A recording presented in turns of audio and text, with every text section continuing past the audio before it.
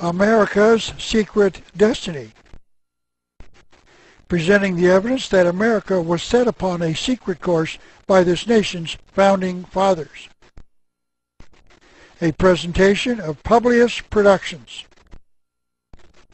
delivered on December the 28th, 2009. Part 1 of 4. My name is Ralph Epperson, and I will be the one presenting this material. Let me explain first that this is a PowerPoint presentation computer program, and it will not allow me to change slides while I am speaking. So this might sound a little disjointed, and there will be short gaps while I am changing slides. I want you to also know that I am granting you permission to make copies of all parts of this DVD, and if you agree with me, may I suggest that you make copies and give them to everyone that you think might watch them so that others may learn the truth about America's future. I would like to start with a remembrance of a fine young man I met named Willie Solis. I first met him in 1983 and was instantly impressed with his opposition to the evils of communism. He was a Costa Rican who was photographed as he burned a flag in his town square. But the flag he burned was not the American flag, but the Russian flag. This was right after the world thought that the Russians had shot down the Korean Airlines flight number 007 carrying 268 civilians and American Congressman Larry McDonald. So Willie decided to show his contempt for Russia's actions by publicly burning their flag. That act certainly did not endear him to the communists in Costa Rica. I dedicated my second book to Willie with these words. I dedicate this book to Willie Solis, a freedom fighter from Costa Rica, who loved freedom so much that he was willing to pay the ultimate price for it.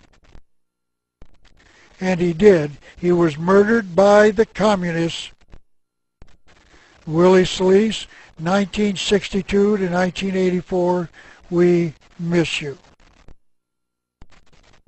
By the way, for your information, that plane was not shot down by a Russian missile. The plane landed, and the passengers and the congressman were taken captive. Our government lied to us. And I will provide more details about that episode in my DVD entitled Only the U.S. Has Nukes. I'm going to speak about America's Secret Destiny, something I first discovered in 1985 when I started studying the symbols on the back of our dollar bill.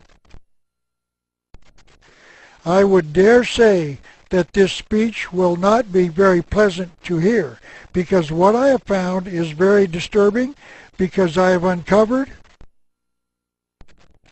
the evidence that our founding fathers were not great and noble men as we have been taught.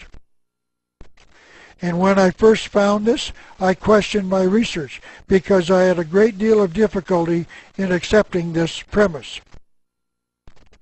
And I believe that you will question it as well. Therefore, I would like to ask each of you to serve on a jury. That means I'm asking you to be open and listen to all the evidence I will present before you reach a verdict. That is all I can ask, so if you will do that, I will say that this speech will be one of the most important you will ever hear.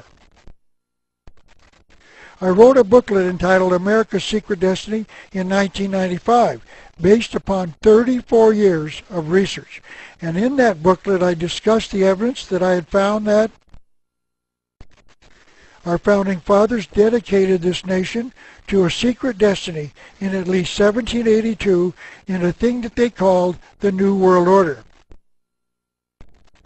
That was the theme of a comment made by Henry Kissinger, America's Secretary of State, during the presidency of Richard Nixon.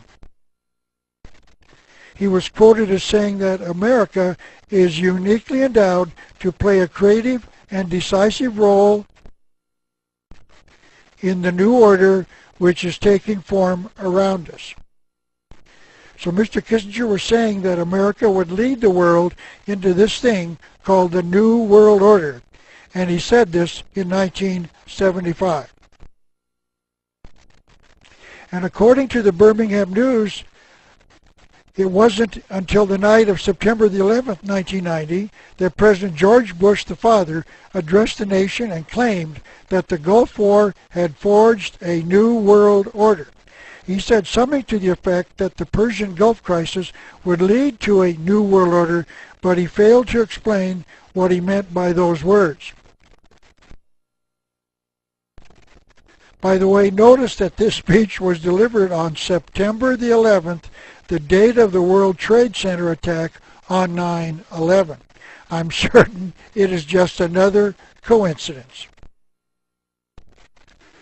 All of the signs that I was reading during those years indicated that the New World Order desired by this nation's founding fathers and President George Bush was scheduled to start on January the 1st, 2000. But this obviously did not occur. However, that does not mean that my research was incorrect. It means that another date has been selected and that this date has truly been kept secret from legitimate researchers such as myself. It is possible that the publishing of this booklet back in 1995 and others of my books and videos convinced the conspirators to spend their target date, because the New World Order did not start on January the 1st, 2000. And even today, in 2009, I do not know why they did not do what they had promised. I started exposing the New World Order in 1985 when I toured America on a 91-city, 31-state speaking tour with my first book, entitled The Unseen Hand. The title of my speech was Secret Societies and the New World Order. Notice that this was in 1985, 5 years before George Bush mentioned the phrase in 1990. There is absolutely no way that I can prove that any of my work caused them to change their plans, but my critics cannot prove that it did not either. So you will have to decide for yourself. However, I do know that in the past, this conspiracy has altered their plans because they had been made public by some legitimate historians who found them. Let me impress upon you that these people are committed to achieving their goal, and the New World Order will occur, but at a later date. And let me add that I believe that date is very near. I first started questioning the history I had been taught in school in 1962 after a friend of mine suggested that I start reading what he called revisionist history. I told him that I was unfamiliar with that term, but that I would start reading as he suggested. My friend was introducing me to the view that holds that much of what we have been taught simply is not true, that history needs to be revised. And I had to admit that this was something that I was totally unfamiliar with. I had graduated from the University of Arizona after investing 4 years of my life in, quote, being educated, end quote. And I had to admit that I had not even been introduced to a thought that history needed to be revised. For the first time in my life, I started questioning what I had been taught. 46 years of research since then has convinced me that my friend was right. History needs to be revised. But I could not find the one book that explained the revised American history, so in 1985 I wrote the book myself. The Unseen Hand is 488 pages long and is still being purchased. It is considered by many to be the finest examination of the conspiratorial view of history ever written, and has been praised by PhDs and high school students. May I suggest that you search The Unseen Hand at Amazon.com and read 46 4- and 5-star reviews out of a total of 50 of that book, and then you can decide for yourself whether you wish to read it. But not everyone agrees. A few years ago, I received a letter from the Food and Drug Administration that I had to put the following label on each copy of this book that I sold. And this is what the label has to say. Warning, may cause dizziness. Well, I believe those who like the book and not the Food and Drug Administration. So what you are about to hear will have to undo all of what you have been taught in the past about those who created this nation known as the United States of America. By the way, this is not a typographical error. The word United in the Declaration of Independence is not capitalized. It might be important now for you to know a little more about my background so that you can know why I believe we have been deceived. I have been a student of history for 46 years, and my research has shown me that there is a massive conspiracy at work in this world. And to show you how they have managed our past, I would like first to let you know a little more about my book called The Unseen Hand, an Introduction to the Conspiratorial View of History. This book examines the evidence that the major events of the past, the wars, revolutions, and depressions, have been caused intentionally years in advance by an evil conspiracy. I call this view the conspiratorial view of history, and it is definitely not the view held by the majority of the historians today. The more traditional view of history is called the accidental view, and this view holds that the major events of the past have occurred by accident. No one really knows why these events happen, they just do. It might be appropriate at this time to define the word conspiracy. It is defined as two or more people meeting in secret with an evil purpose.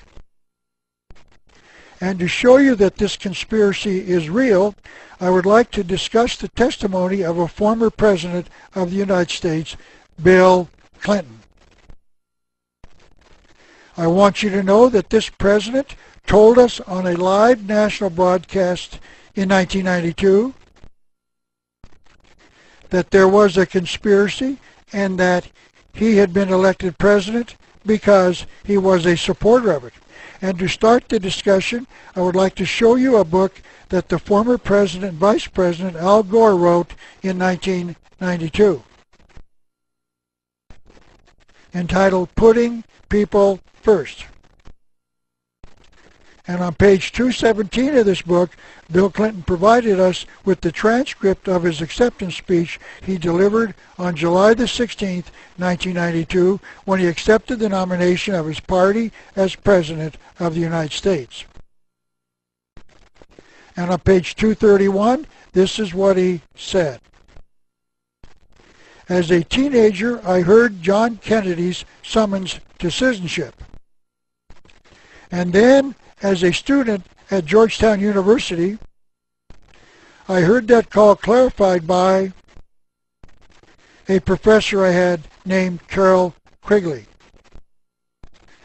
We have to go back now a few years to the summer of 1963 when Bill Clinton was selected to participate in a thing called Boys Nation, held each year in Washington, D.C. to expose the next year's senior students to life in the political arena.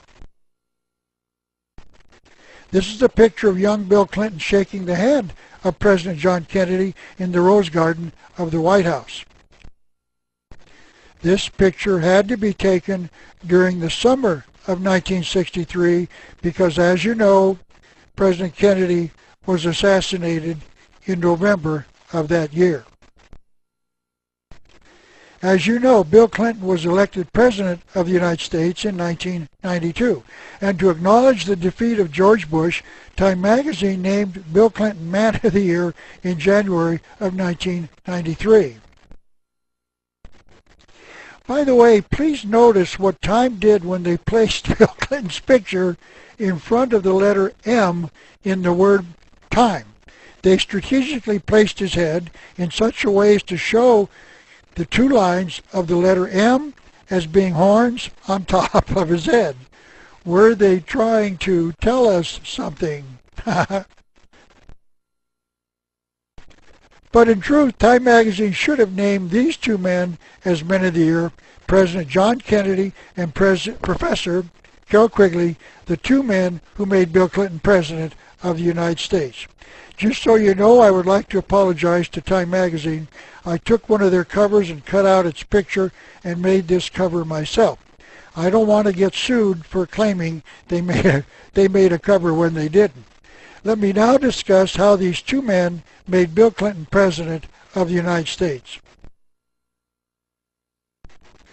According to the October 19, 1992 U.S. News and World Report,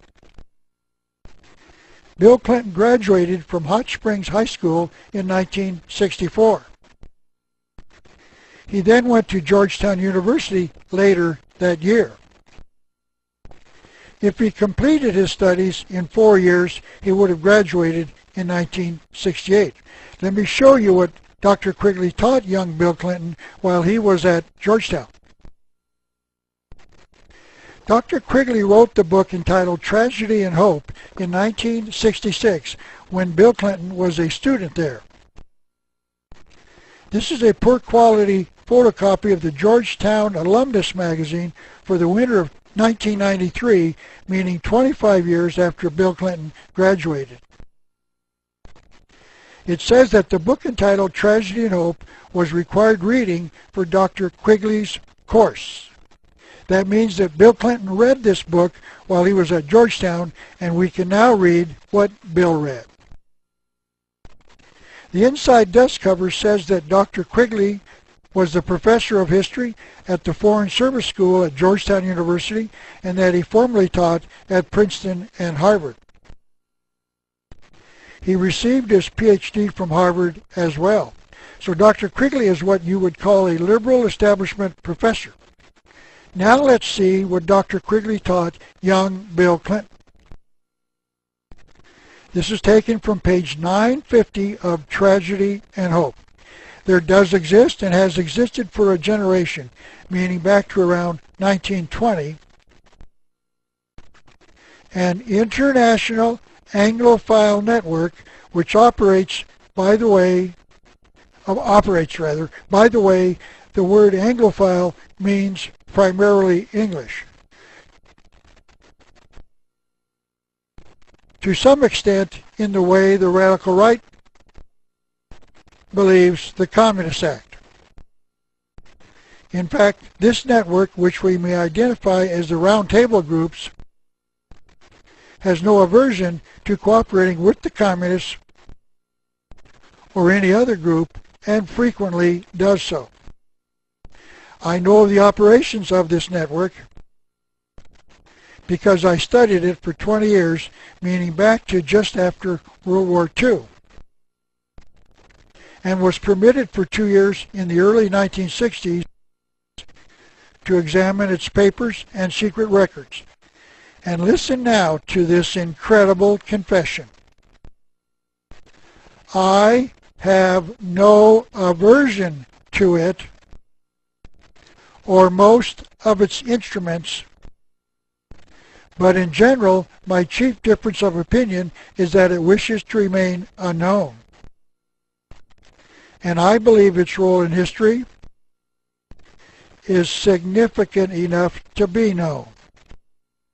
And that is why he titled his book Tragedy and Hope.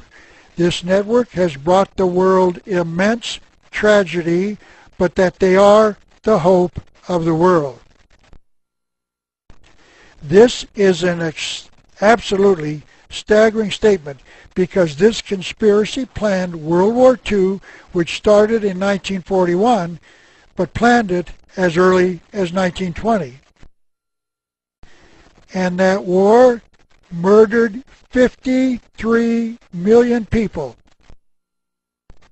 because this network wanted to create the United Nations. And Dr. Quigley has no aversion to that.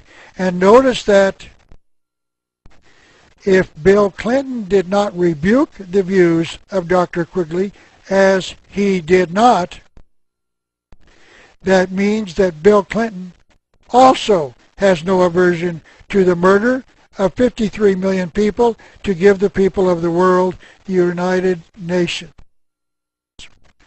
That shows you just how evil this conspiracy is. And this quote comes from page 24 of Tragedy and Hope. The powers of financial capitalism had another far-reaching aim. Nothing less than to create a world system of financial control in private hands, able to dominate the political system of each country and the economy of the world as a whole. This system was to be controlled by the central banks of the world. And by the way, just so you know, the privately owned Federal Reserve Bank is America's central bank. And these banks act in concert by secret agreements arrived at in frequent meetings and conferences. And here on page 954, Dr. Quigley admits that this conspiracy actually controls American communism, if not worldwide communism. It was this group of people who provided much of the framework and influence which the communist sympathizers and fellow travelers took over in the United States in the 1930s. It must be recognized that the power that these energetic left-wingers exercised was never their own power or communist power, but was ultimately the power of the international financial coterie. It now becomes appropriate to introduce you to Cecil Rhodes, one of the many people that Dr. Quigley identified as being one of these conspirators. Quigley says Mr. Rhodes feverishly exploited the diamond and gold fields of South Africa and rose to be the Prime Minister of Cape Colony between 1890 and 1896. In fact, the African nation of Rhodesia was named after Cecil Rhodes. That nation is now called Zimbabwe. In the middle 1890s, Rhodes had an annual personal income of over $5 million, which was spent so freely for his mysterious purposes, and they centered on his desire to bring all the habitable portions of the world under their control. For this purpose, Rhodes left part of his great fortune to found the Rhodes Scholarships at Oxford. So where did Bill Clinton go after graduation from Georgetown in 1968? This is once again page 36 of the U.S. News and World Report article for October the 19th, 1992. And it shows that from 1968 to 1970, Bill Clinton was at Oxford studying as a Rhodes scholar. Dr. Quigley then explained on page 582 what the Rhodes Scholarship Organization did in America. They set up a Council on Foreign Relations in New York. And then on page 950, Quigley taught Mr. Clinton. The American branch of this organization, meaning the Council on Foreign Relations, has played a very significant role in the history of the United States. So in 1988, several years after he returned to America, Bill Clinton joined the Council on Foreign Relations. And then in 1992, the Council on Foreign Relations delivered the election to President Bill Clinton. And the last quote I would like to bring to your attention is this one found on page 73 of Tragedy and Hope. Dr. Quigley wrote, "The business interests expected to control both political parties equally. Indeed, some of them intended to contribute to both and allow an alternation of the two parties in public office." That means that the Democrats would be in office for 8 years, and then the Republicans would be in office for 8 years, pretty much the same as America has been doing since the 1920s. The Republicans held the presidency under Ronald Reagan for 8 years, from 1981 to 89. The Democrats held the presidency under Bill Clinton for 8 years, from 1993 to 2001. And then George Bush was elected to 2 terms, which means he left office in 2009. And then, due to the alternating party practice, America will elect a Democrat for 8 years. And they did. They elected Barack Obama a Democrat. All because there is an international network that controls both parties equally. Now let me continue with Quigley's answer to the question, why do they want to alternate the two parties in power? Dr. Quigley taught Mr. Clinton in order to conceal their own influence, inhibit any exhibition of independence by politicians, and to allow the electorate to believe they were exercising their own free choice. I hope you can see just how important what Dr. Quigley just wrote is. We think that we, the people, are in control of our elections, that we select the best candidate from amongst the candidates who run for the presidency, and that we change things when we put the other party in office after we decide that the previous party has failed us. But Dr. Quigley says that they select the 2 candidates and then we elect one, and they win no matter who is elected. Please notice the contempt this conspiracy has for the people of the United States. We think we are electing our president, but they know that we dummies are too stupid to figure it out and get us to select a candidate from the 2 they selected for us. And they have been getting away with it ever since the 1920s. And to show you that the statement that both parties are controlled by the same people is true, let me show you the evidence that President George Bush, the father, intentionally threw the election of 1992 to Bill Clinton. There is a universal rule in politics whether you are running for the presidency of the United States or for dog catcher of Tucson. And by the way, I ran for the dog catcher in Tucson in 1996. This was one of my street signs.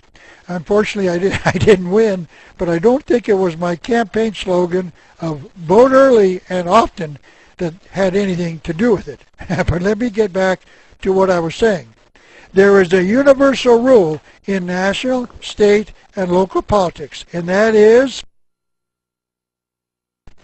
never, never, never promise a tax increase. You can talk about increasing benefits or adding new bureaus, but you never, never, never tell the electorate you will increase taxes to pay for it.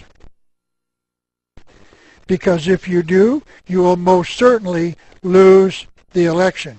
The taxpayers will not vote for candidates who promise tax increases. Now, to show you that George Bush knew the rule during his presidency, he coined a very catchy phrase. Read my lips, no new taxes. This was repeated so often by comedians and others that it became known all across the United States. But the intent was to make it well known amongst the American people. So what happened next? George Bush raised taxes in 1990. George Bush lost the election of 1992. George Bush intentionally lost the election of 1992. Because just as Bill Clinton told us, both parties are controlled by the same people. And it was not a coincidence that George Bush was also a member of the Council on Foreign Relations, just like Bill Clinton. That means that the conspiracy wanted Clinton in office. He had followed the yellow brick road, and a conspiracy made him president of the United States. By the way, there was a precedent for Mr. Bush's rather dramatic action. Walter Mondale, the Democrat candidate for president in 1984, did identically the same thing in his campaign race against Ronald Reagan, the Republican candidate, in the election campaign of that year. On the night of the Democratic National Convention on July the 19th, 1984, when Mr. Mondale accepted the nomination for the presidency from the Democrat Party, Mr. Mondale broke the no taxes rule with these words. Let's tell the truth. My opponent will raise taxes, and so will I. He won't tell you. I just did. And to show you that the cartoonist had a field day with Mr. Mondale's statement, this cartoon appeared in U.S. News and World Report. Mondale is shown on his bandwagon under a banner which reads, I'll raise your taxes. He's shown saying through a megaphone, come one, come all, jump on folks, hey everybody, yoo-hoo, hello, testing. And there's no one around, no one is shown jumping on his bandwagon.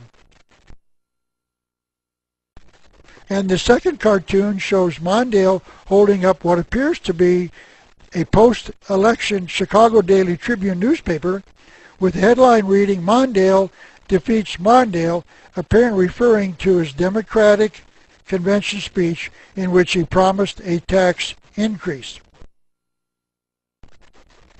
And as could be predicted by anyone who knew the rule, Mondale lost the election of 1984 intentionally. And yes, ladies and gentlemen, Walter Mondale was also a member of the Council on Foreign Relations. Notice that both a Republican and a Democrat presidential candidate was asked to throw his election, and both of them did by breaking the no taxes rule. So this is evidence that both political parties are controlled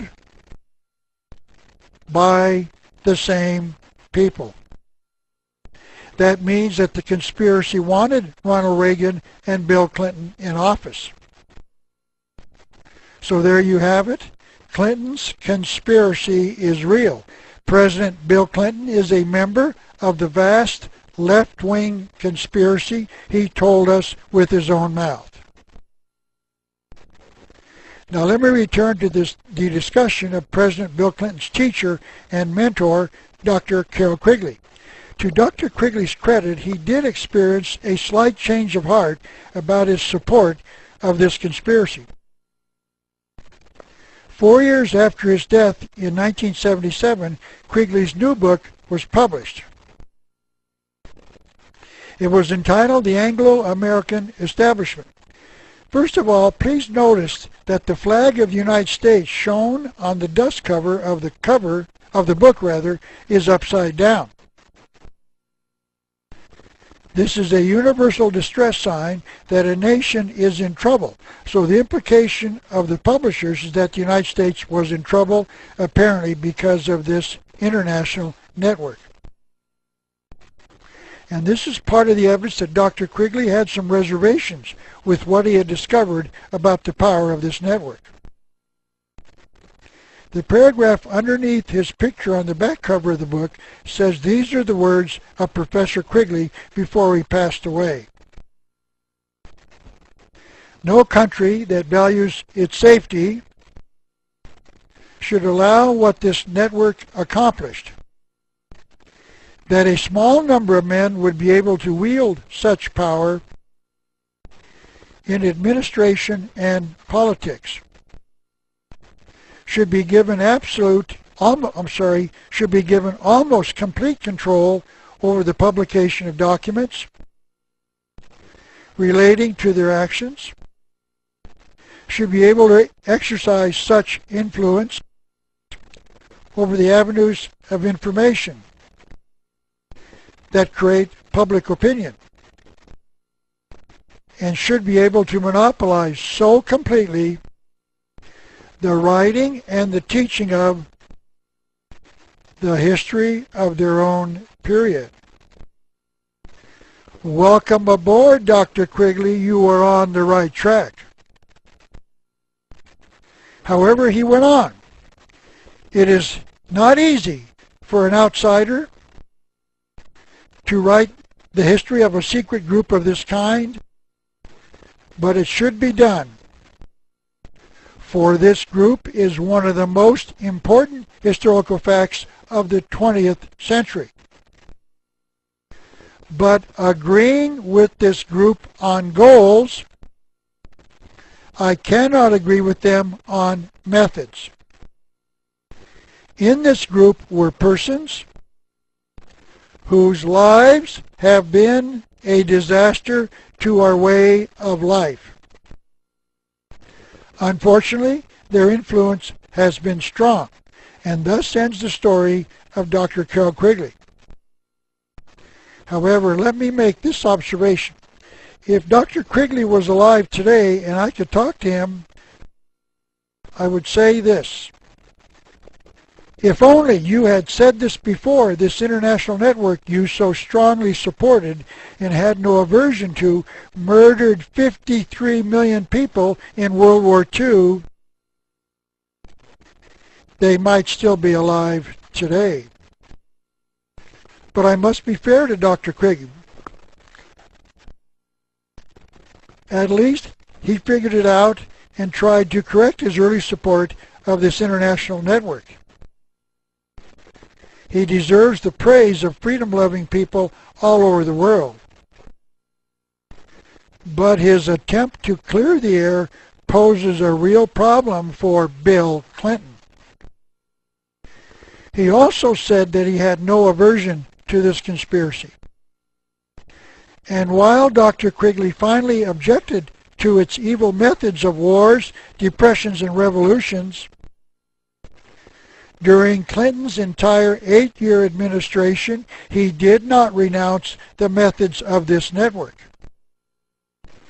In fact, he appointed hundreds of their members, fellow members of the Council on Foreign Relations, to positions inside his administration. Please remember that President Clinton's hero, Dr. Quigley, said that these people had been a disaster to our way of life. But Bill Clinton appointed them anyway, even after Dr. Quigley made that statement that they were a disaster to our way of life. And let me not forget to mention the name of one individual who has been a disaster to our way of life: Bill Clinton. Bill Clinton's teacher, the man who guided him on the path to the presidency, later called him a disaster to our way of life. You will recall that Dr. Quigley wrote The Anglo-American Establishment in 1981, and Bill Clinton did not become president until 1993, 12 years later. He certainly could have read this book just like he read Dr. Quigley's first book, Tragedy and Hope. And ever since he has been out of office, he has done nothing to expose this conspiracy. Bill Clinton was encouraged to learn about this conspiracy. Bill Clinton went to Georgetown to be taught about this conspiracy. Bill Clinton then went to Oxford to learn more about this conspiracy. Bill Clinton joined the Council on Foreign Relations to become a part of this conspiracy. And Bill Clinton was made President of the United States because he had no aversion to this conspiracy. And then Bill Clinton did nothing to expose it nor stop it in its plans for America. This is the legacy of Bill Clinton's presidency. Men of decent morality will always regret that he did not have the conviction to expose them and their evil deeds. Yes, this conspiracy has truly become Bill Clinton's conspiracy. This will not be an easy speech to deliver because I too believed the lie. And I would like to repeat my request that you become a member of a jury and withhold your verdict about whether I am right or wrong until you hear all of the evidence. If you will do that, I believe the evidence that I will present will convince you that the claims I make will be proven correct. I used to believe that those who founded this nation were men of God, or at least they believed in a supreme being, and that they wrote perhaps the finest documents ever written by the mind of men when they wrote the Declaration of Independence and then the Constitution. But we have been lied to. Because I have found evidence that our founding fathers were part of an ancient conspiracy. And because they were, they set this nation on a course that few in America know anything about. Perhaps the greatest evidence that I am right comes from the pen of Benjamin Franklin, one of this nation's most influential founders. This is Mr. Franklin dressed in regalia, indicating that he was a member of the Masonic Lodge, commonly called the Masons. He signed both the Declaration of Independence in 1776 and the Constitution of the United States of America in 1787. Yet, as I hope to prove, he was a major conspirator. He assisted in the creation of the most oppressive document ever written by the mind of man, the Constitution of the United States of America. Now that is not the traditional view assigned to what most historians call the most liberating document ever written by the mind of man. And I am certainly aware of the implications of what I believe about the beginnings of this nation. What you are about to hear is perhaps the most revolutionary work ever written on the founding of this nation and the writing of both the Declaration and the Constitution. Because the founding fathers were conspirators, because the founding fathers were liars, because the founding fathers did not protect man's God-given unalienable rights, they took them all away. As was previously mentioned, perhaps the best example of how they accomplished this was written by Mr. Franklin himself. When he wrote his autobiography, Mr. Franklin came as close to admitting the guilt of this nation's founding fathers as it is possible to do so without directly admitting it. This is what he wrote on page 110 of his book entitled Benjamin Franklin, His Autobiography, published by P.F. Collier & Son as one of the Harvard Classics. Franklin tells us how he and some of his fellow legislators in the government tricked their fellow legislators. He and some of his fellow legislators wanted to purchase some gunpowder, but they knew the Quaker legislators in Pennsylvania would not approve the purchase of such an article of war. So they voted an act for 3,000 pounds for the purchasing of bread, flour, wheat, and other grain. After the legislation was approved, they bought gunpowder with the 3,000 pounds, and some of their fellow legislators objected, claiming that they did not authorize that. But Mr. Franklin told them that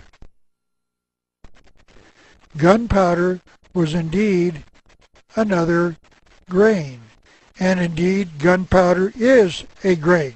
They had just invented a way to conceal their trickery by hoping that the legislature would think that the phrase other grain was another ingredient of bread. And then he provided his readers with another example of their trickery and deceit. They wanted to purchase a great gun, presumably a huge cannon. They wrote up legislation to buy a, quote, fire engine, end quote, and the legislators voted for the fire engine. And Franklin bought his great gun. As Franklin pointed out, surely a great gun is a fire engine. Our founding fathers did not lie to us, they simply used words to deceive. I wrote my second book entitled The New World Order in 1990 as an attempt to identify the true motive of the conspiracy that I had uncovered in the writing of my first book. And to start the explanation of what that motive is, I must start by stating there is something coming. This thing coming is not very pleasant. And it is called the New World Order. And lastly, this information that I will be covering today will offend some of you. I am sorry for that, but I must tell the truth as I find it. I am hopeful that those offended by what I say will confirm that I am right by their own research and then take some corrective action. Our founding fathers committed this nation to the New World Order in at least the year 1782. They believed that their mission was a noble one, but they knew they had to conceal that future from the American people.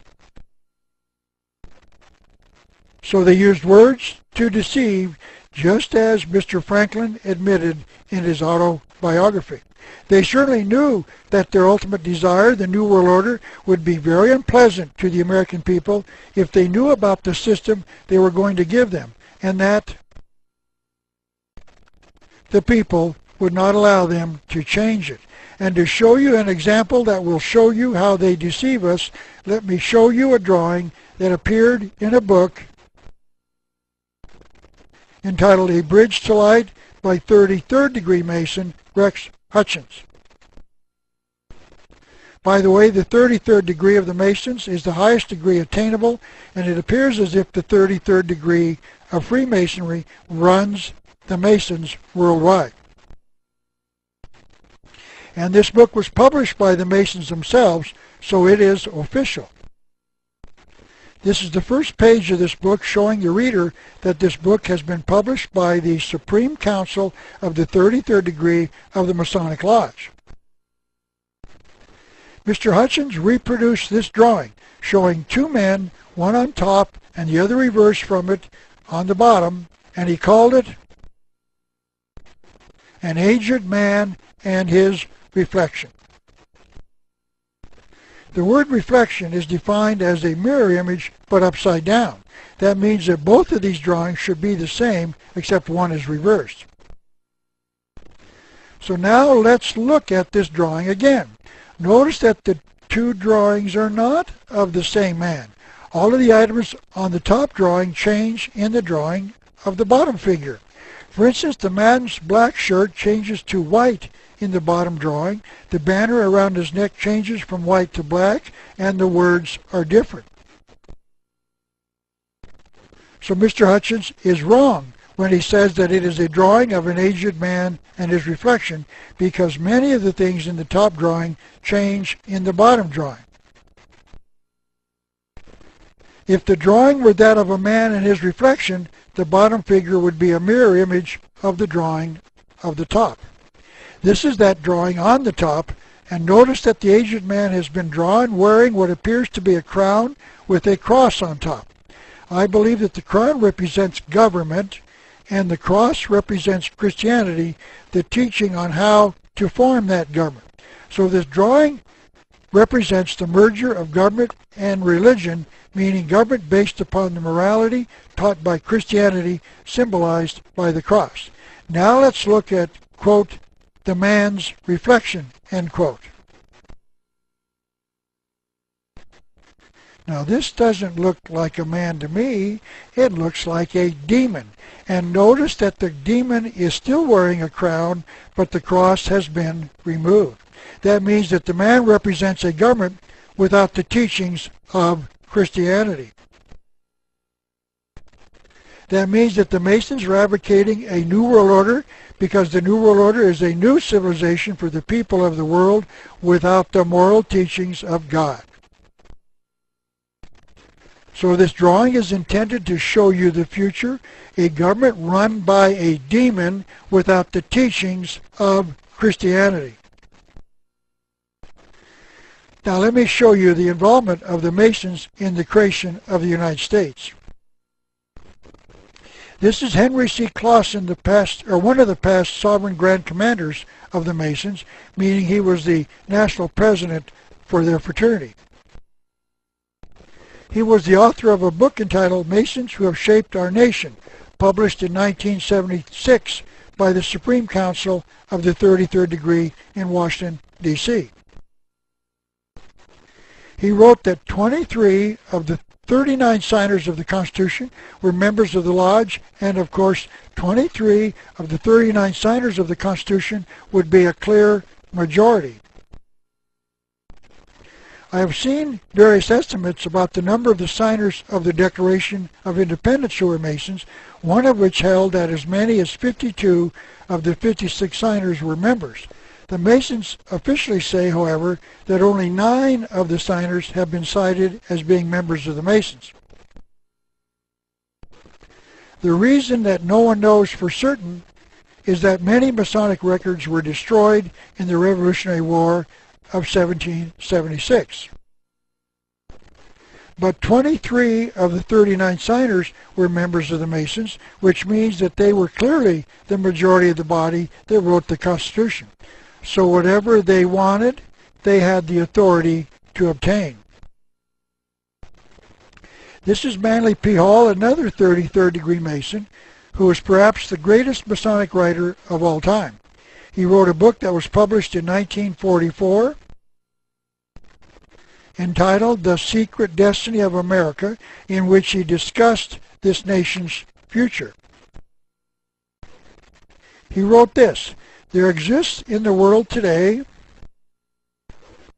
and has existed for thousands of years, a body of enlightened humans united in what might be termed an order of the quest. It is composed of those whose intellectual and spiritual perceptions have revealed to them that civilization, by the way, notice not just the United States but worldwide civilization has a secret destiny. Secret, I say, because this high purpose is not realized by the many. He also discussed the order of the quest in another of his books entitled The Secret Teachings of All Ages. Not only were many of the founders of the United States Masons, but they received aid from a secret body in Europe. Mr. Hall does not say who the secret body in Europe was,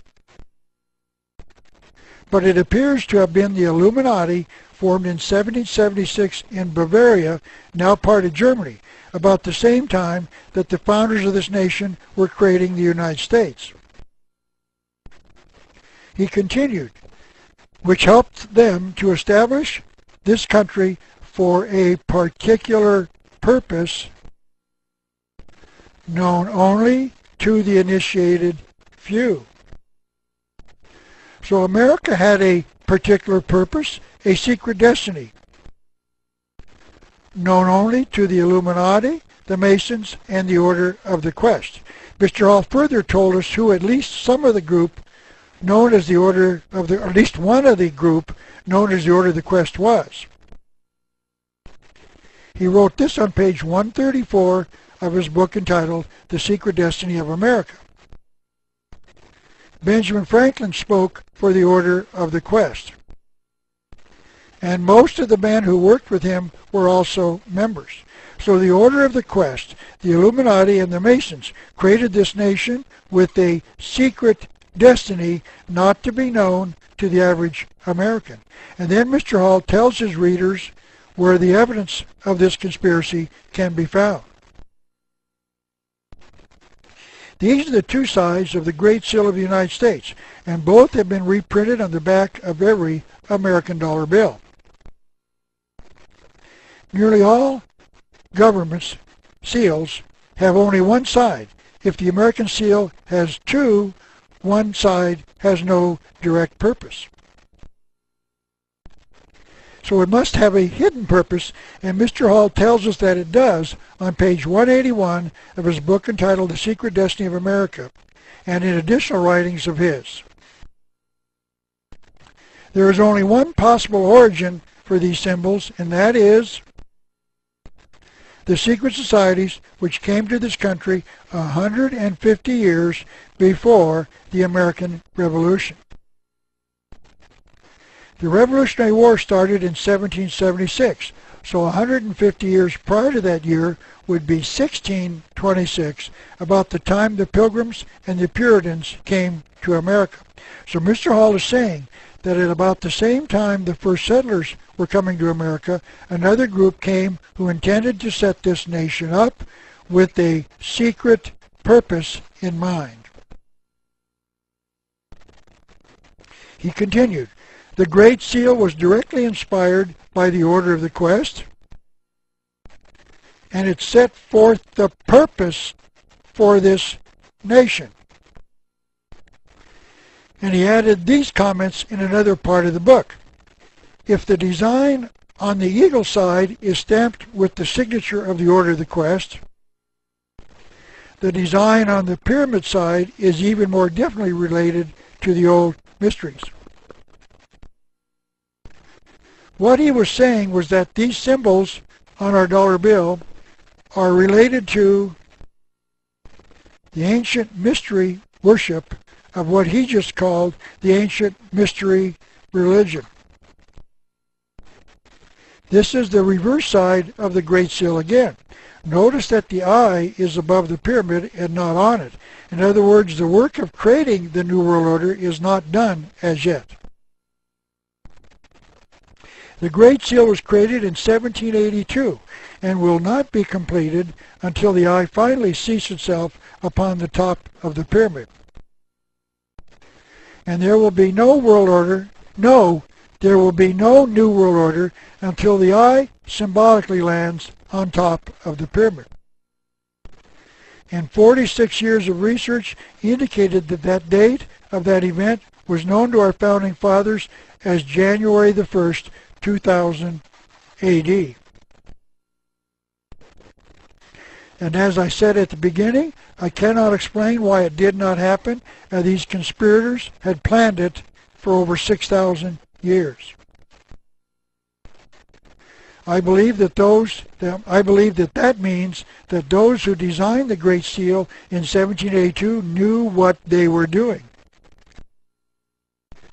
They were placing this nation on a track to some secret destiny, and they knew they had over 200 years to create the changes needed to bring it about.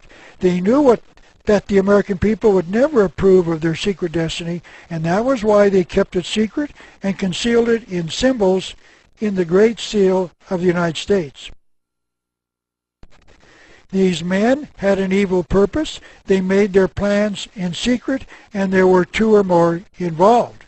Those are the requirements of the definition of a conspiracy. But the question to be answered is why the American people do not understand what all of the symbols on the back of the dollar bill mean. Probably less than 1 out of 100 citizens of America could explain the meaning of the pyramid, the eye, the eagle, or the Latin phrases. So all of these symbols are concealed because those who founded this nation were concealing a truth from the American people. And the reason they concealed it is because that truth is so evil that if the American people knew what it was, the conspirators would not be allowed to bring it into fruition. End of part 1. Please hold for part 2.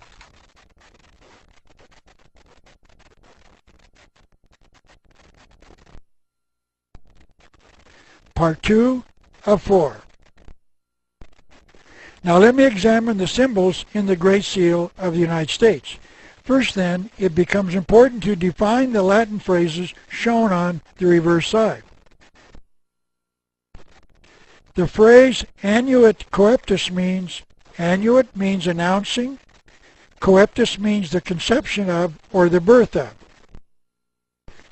The second phrase is novus ordo seclorum, and it means novus, new, order, seclorum, secular, meaning world. So the phrase means the New World Order. So the Latin phrases on this side of the Great Seal are translated to mean announcing the birth of the New World Order. And this was incorporated in the Great Seal in 1782. The pyramid is another symbol, and it too has a hidden meaning. The student must question why the founding fathers in America even put a pyramid in the Great Seal at all, because there are no stone pyramids in the United States. Also notice that the American pyramid is smooth on all sides. This is a photograph of a pyramid in Latin America. Notice that it is stepped, meaning the line on each side is broken by steps constructed out of bricks or stone.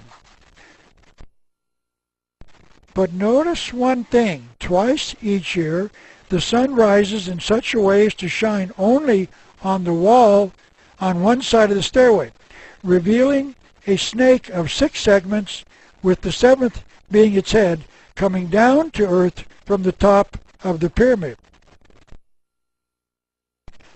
And notice that the head of the snake has an open mouth, a symbol meaning the snake is speaking to the people, revealing a previously unknown truth to them.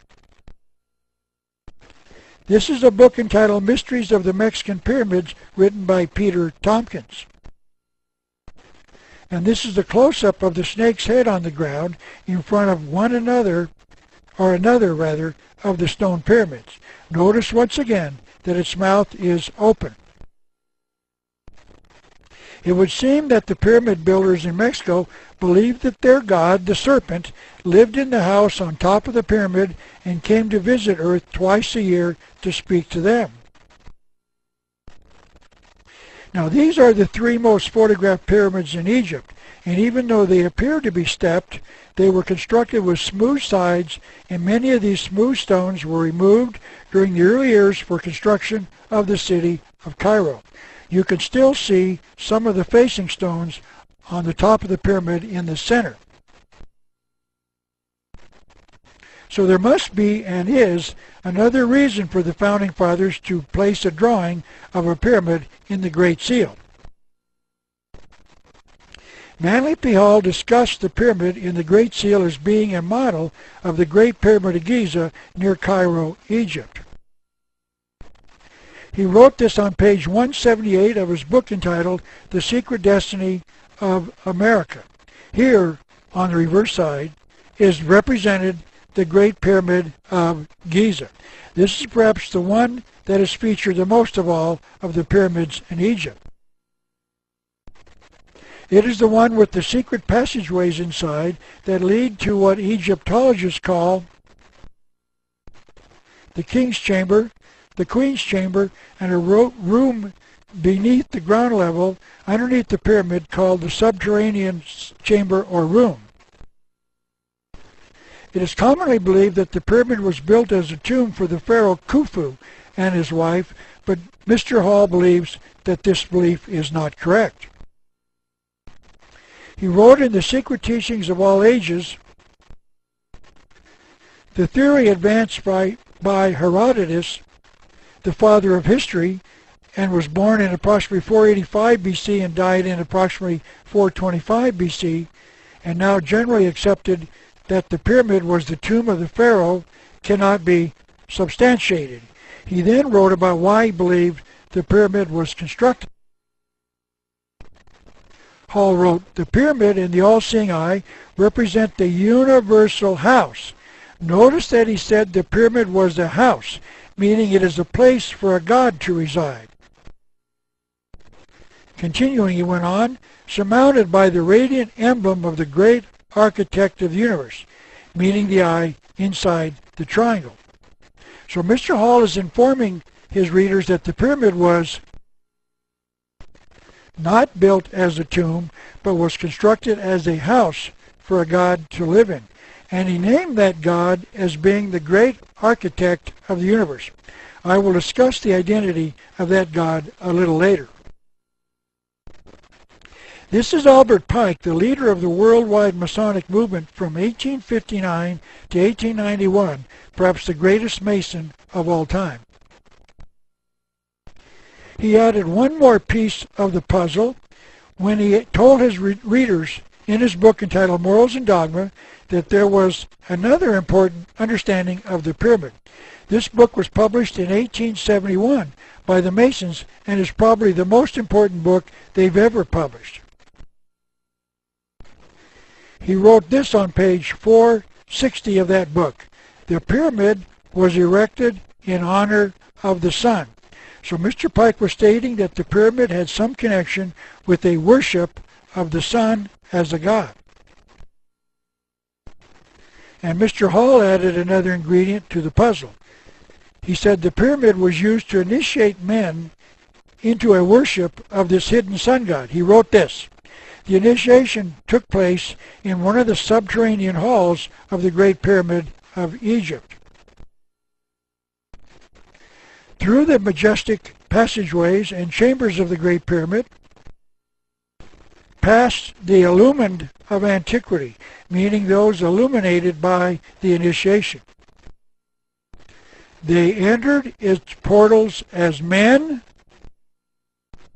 They came forth as gods.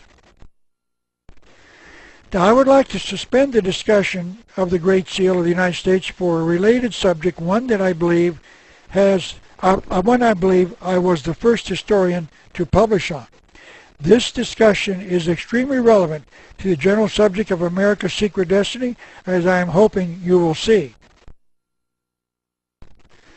I want to briefly show you some evidence that these initiates are all over the world, and that one of the ways you can identify an initiate is by a sign called the lion's paw, which is a sign indicating that the person giving the sign has been born again to the ancient mystery religion. And not just to the ancient mystery religion, but to the God of the ancient mystery religion, Lucifer, also called Satan, the devil. This is an Egyptian hieroglyph of a pharaoh being prepared for eternal life on a table representing a lion. You will see the lion's head on the left of the table and the tail on the right. The lion is an Egyptian symbol of eternal life. Here is another Egyptian drawing showing someone in the lion's head kneeling by the corpse of someone.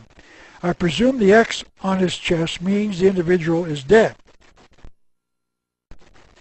Notice again that the lion is holding an ankh, a symbol of eternal life.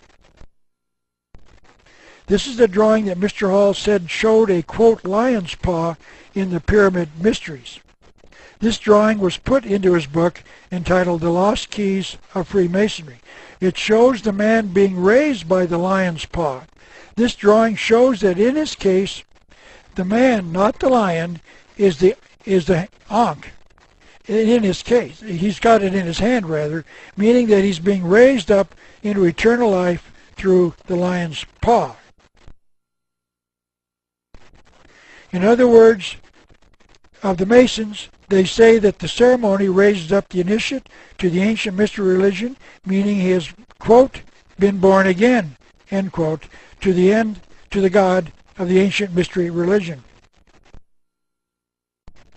Let me say this now, and as I will continue to prove, that the God of the ancient mystery religion is Lucifer, also called Satan, the devil. As you know, the Christians say that after the Christian is baptized, he is said to be born again to the God of the Bible. And here the Masons are saying that the initiate is said to be born again to the God of the ancient mystery religion. So may I recommend that whenever you hear someone say they are born again, ask them to whom they are born again to.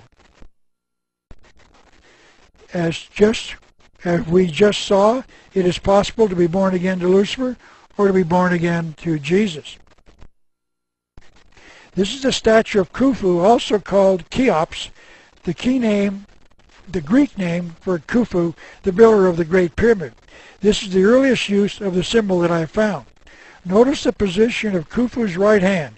That sign is called the lion's paw. This is the statue of Khufu's high priest Kal. The article accompanying the photograph said that he served all three pharaohs who built pyramids on the Giza Plateau. This is a drawing of Napoleon. I have read where some historians think that he was a member of the Illuminati, but establishing that fact has been difficult. Notice here that he is shown concealing the lion's paw under his coat. We will see this particular form of the sign concealed inside his coat in the photographs of other Luciferians. This is Anton LaVey, a Satanist and the founder of the Church of Satan. This is Annie Besant, the only woman I found so far that is giving the same lion's paw. She was an admitted Luciferian. This is a photocopy of a page from Captain William Morgan's book on the rituals of the Masons. Here is a Mason on the right side of the page giving what they call the sign of a fellow craft, but it's actually the lion's paw. This is the photograph of Lieutenant Elisha Hunt Rhodes, a Mason during the Civil War. I found his picture in a book about Freemasonry at Gettysburg. Notice that he is also giving the sign underneath his coat, just like Napoleon was. This is a photograph of Karl Marx, the so-called father of communism. Marx became a Satanist while at college, and he was a member of the Illuminati. This is Nikolai Lenin, the brutal Russian communist dictator who started the Communist Revolution in Russia in 1917. This is a statue of Joseph Stalin, the brutal dictator of Communist Russia. He's giving the sign halfway in and halfway out of his coat. And this is a photograph taken off of the internet of him giving the same sign. So the statue is based upon real life. Lenin and Stalin together murdered 40 million Russians in that communist revolution in the early 20th century. And they both were involved as having been born again to Lucifer, Satan, the devil. Isn't it an interesting coincidence that both these men were dedicated Luciferians? This is John Wilkes Booth, the assassin of President Abraham Lincoln. Booth was a Knights Templar Mason, which is a branch of the overall Masonic Lodge, and the sign he is giving, I believe, is the sign of the Knights of the Golden Circle, a 14,000 member secret society formed prior to the Civil War. In fact, this group was formed in 1837 in Europe, and they were the organization that planned the Civil War 24 years before it started. The sign is very the sign is very similar to the lion's paw, and the reason it might be is because there were members of the Knights who were also members of the Masons. This is a photograph of Jesse James, the famous outlaw, on the left, and his brother Frank James on the right. Notice that Frank is giving the lion's paw sign because he was a member of the Masons. The sign being given by Jesse is, I believe, the sign of the Knights of the Golden Circle because it is known that Jesse was a member. By the way, Jesse James later became a 33rd degree Mason. This small photograph is of Alan Pinkerton, the head of the Pinkerton Detective Agency. He was giving a sign that shows that he was a member of the Masonic Lodge. Mr. Pinkerton was hired to capture Jesse and Frank James, but he never accomplished that goal, and I think the reason he didn't is because he knew that Jesse and Frank were Masons,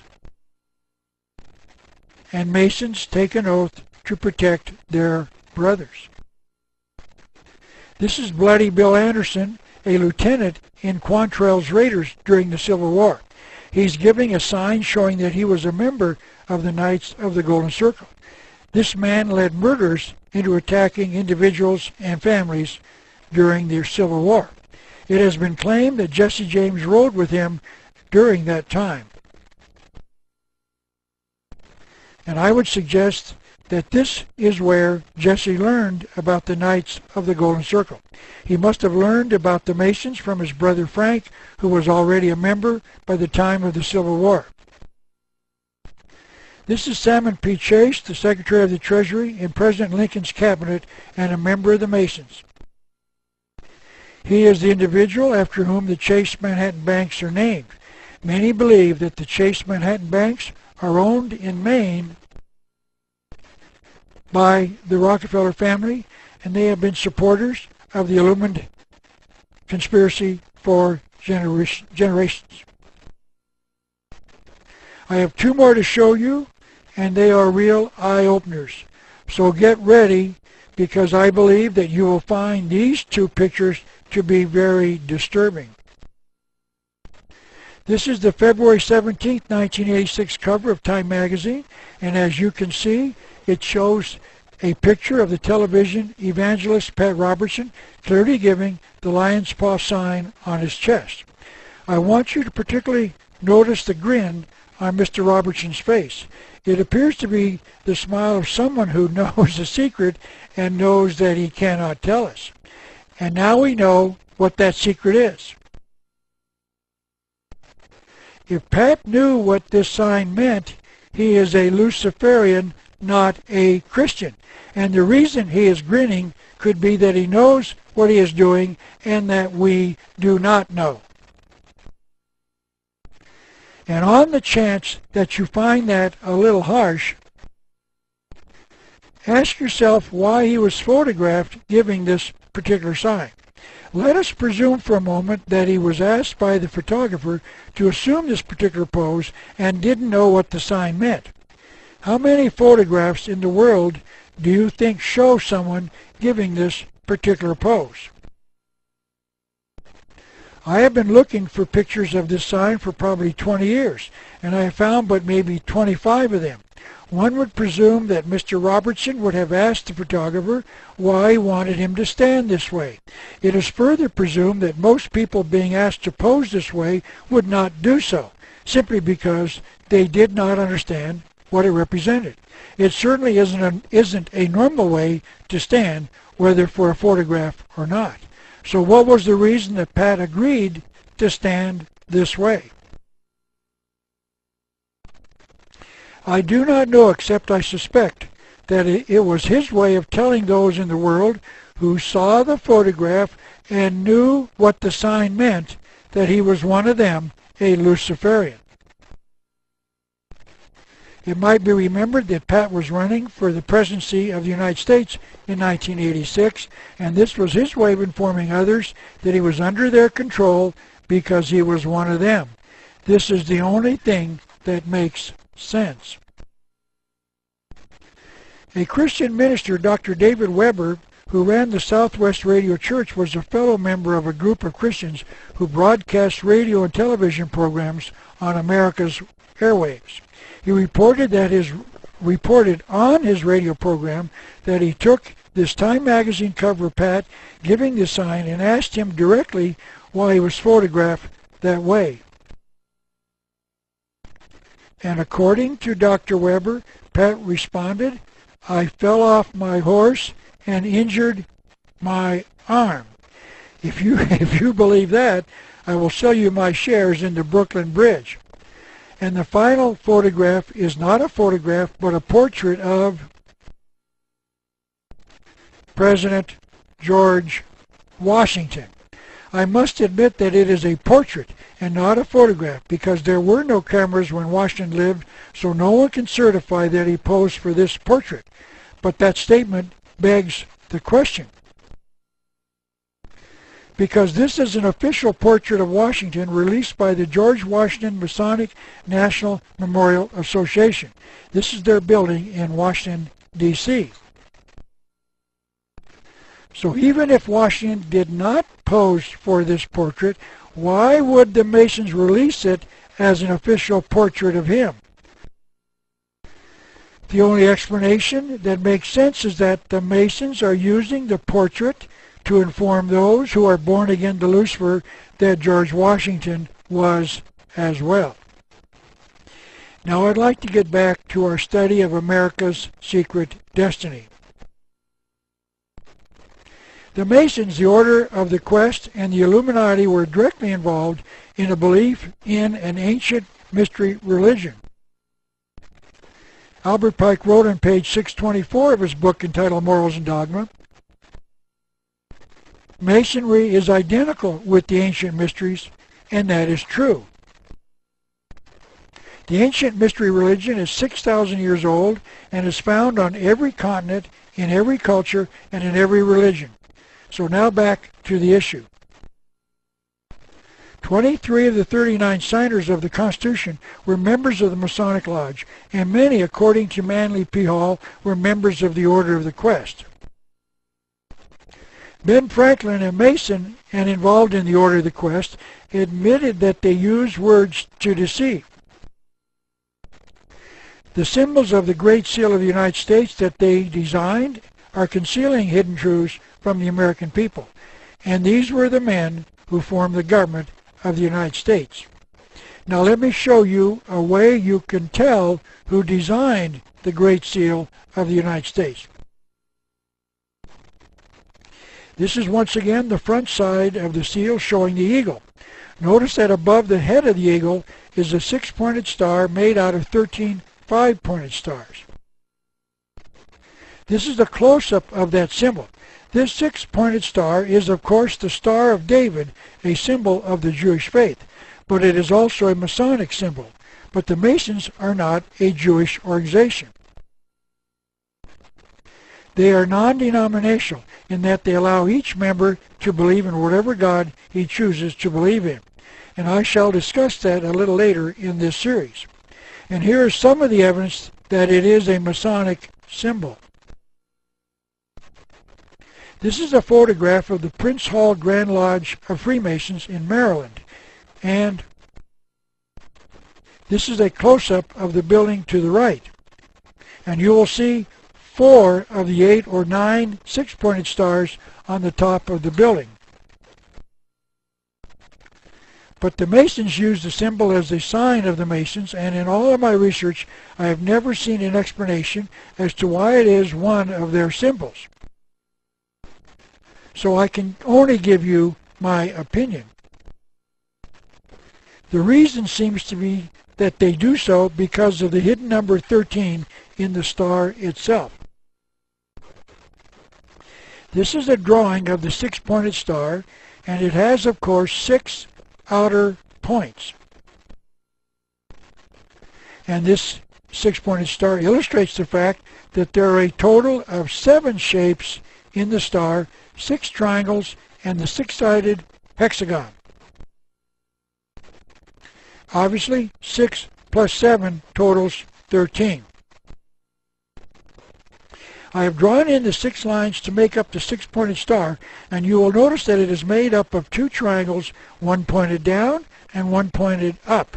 Now we're going to transport these lines from the eagle side to the pyramid side of the Great Seal. And this is a slide showing you how it looks when you put the 6-pointed star down on the pyramid. Now notice that the triangle with the eye in it points to a blank space between the 2 words annuit and sceptus. But the other 5 points point to 5 letters. A at 10 o'clock, S at 2 o'clock, N at 8 o'clock, the second O in ordo at 6 o'clock, and M at 4 o'clock. These 6 letters, or 5 letters rather, are together A-S-N-O-M. There is a word in a dictionary that describes the scrambling of letters in a word to conceal the actual word. And that word is anagram. A-S-N-O-M is an anagram for M-A-S-O-N, the Masons. So it is clear, the Masons are the men who designed the Great Seal. The Masons hide things in plain sight. We all carry these dollars, and only a few in America know the secrets they contain. Now let me show you how the Masons legally grab more power in the Constitution than any dictator or tyrant in history. For years, the American people have been told that the American form of government, a constitutional republic, is the finest form ever devised by men, and that the American Constitution is the finest document ever written by the mind of man. And I used to believe that as well, until I discovered the fact that the Founding Fathers literally placed a phrase in our Constitution that they knew would later destroy the nation. Because as thousands of today's patriots have discovered when they have gone to the courts of America to argue the constitutionality of various laws and regulations, they've learned that the Constitution of the United States of America is null and void. There are no constitutional rights in the courts of the United States today. And the reason that is so is because this nation's founding fathers set it up so that our God-given unalienable rights would no longer be rights, but would be privileges granted by government. And the reason they did that was because they were members of the Masons, the Illuminati, or the Order of the Quest, or any combination of these groups. To prove that the Constitution is null and void in America today, we must go back to the year of 1776, when the Founding Fathers declared this nation's independence from Great Britain. The Declaration of Independence was just that. This nation was declaring its independence from the government of Great Britain. Those who wrote it were complaining about the tyranny being imposed upon the American people by King George, the King of England. And the proof of that is found in the second paragraph of the Declaration of Independence. We, the people, wrote, "The history of the present King of Great Britain is a history of repeated injuries and usurpations." The word usurpation is defined as the illegal seizure of sovereign power. The American people were reclaiming their sovereignty by declaring their own independence from the tyranny of the king. The word sovereignty is defined by a dictionary as being supreme in power. The word sovereign is defined as being unlimited by any other meaning any other person or government. The Declaration continues, all having in direct object the establishment of an absolute tyranny over these states.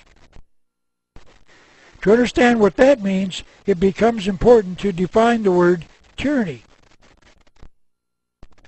Webster's 1828 dictionary, meaning the dictionary is close to the date of 1776 that is available, defines the word simply as absolute or unlimited power.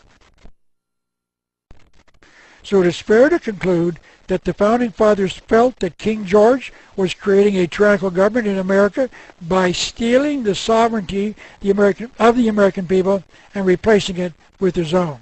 And that was the reason they were breaking the bonds with the English government. So our Founding Fathers knew what the word tyranny meant, and to further prove that, the writers of the Constitution actually attempted to further define the word in the Declaration of Independence itself.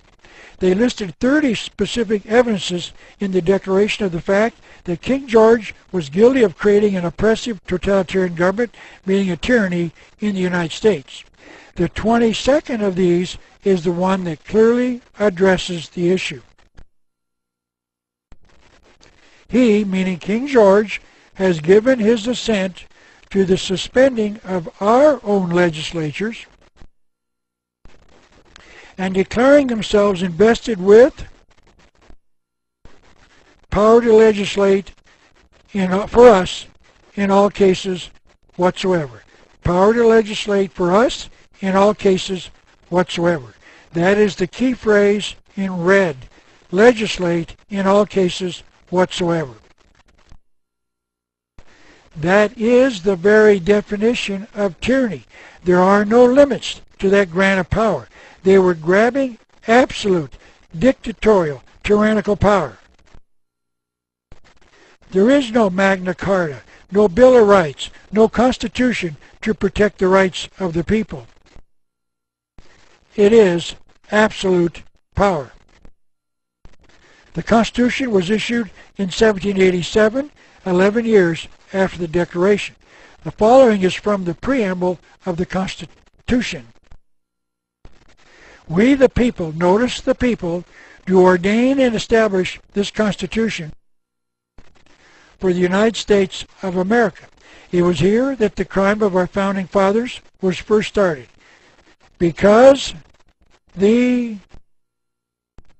Founding Fathers actually created two separate governments inside the Constitution, and they gave one of them absolute tyrannical power.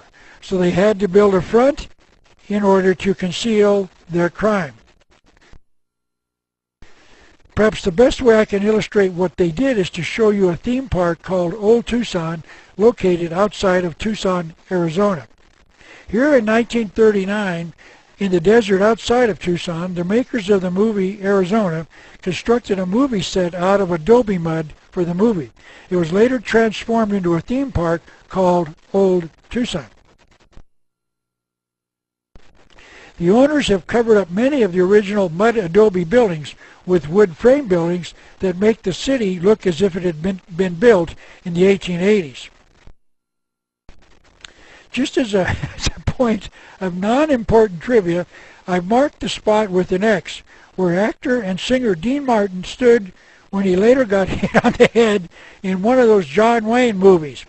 Aren't you glad you watched this presentation this far so you could learn that? Of course you are. Now, back to the presentation. As long as you walk down the main street of the park, the buildings look real.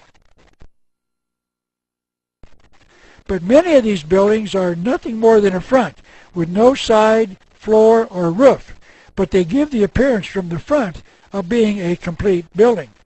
Take, for instance, this church building, because this is the front view. And this is the back view. And there is no building, but from the front, it looks like a complete building.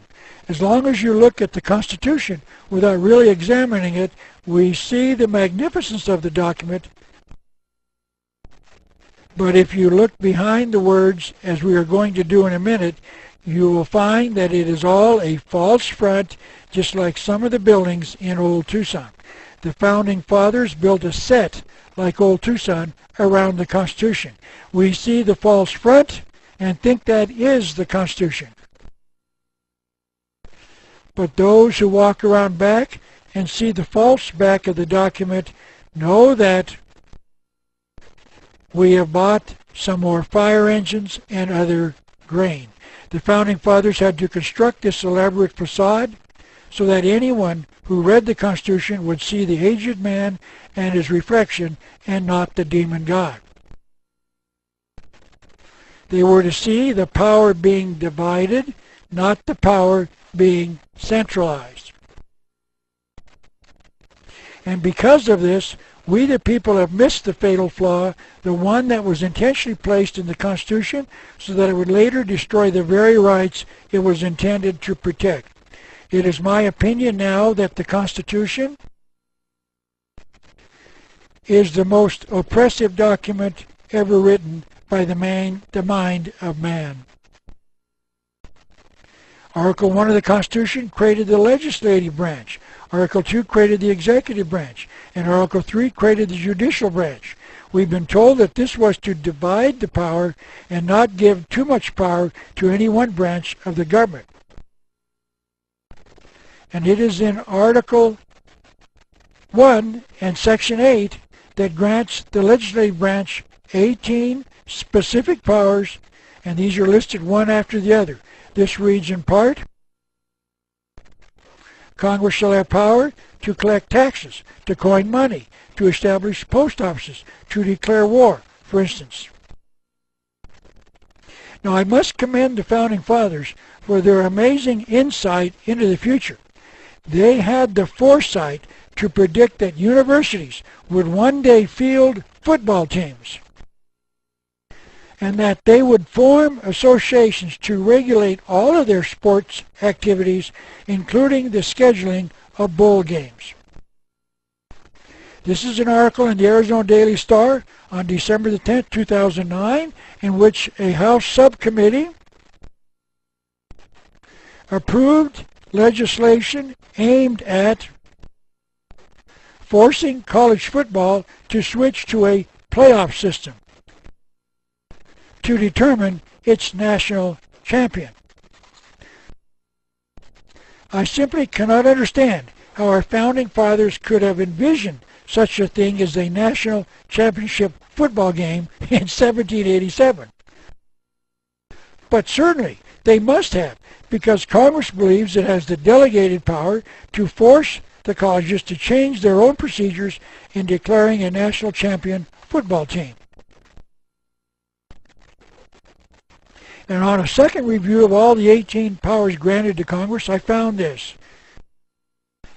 Congress shall have the power to require universities who field a football team to switch to a playoff system to determine a national champion. Because the powers delegated in the Constitution are very specific, meaning that our Founding Fathers gave Congress these and only these powers. So if Congress feels they have this power, they must have it.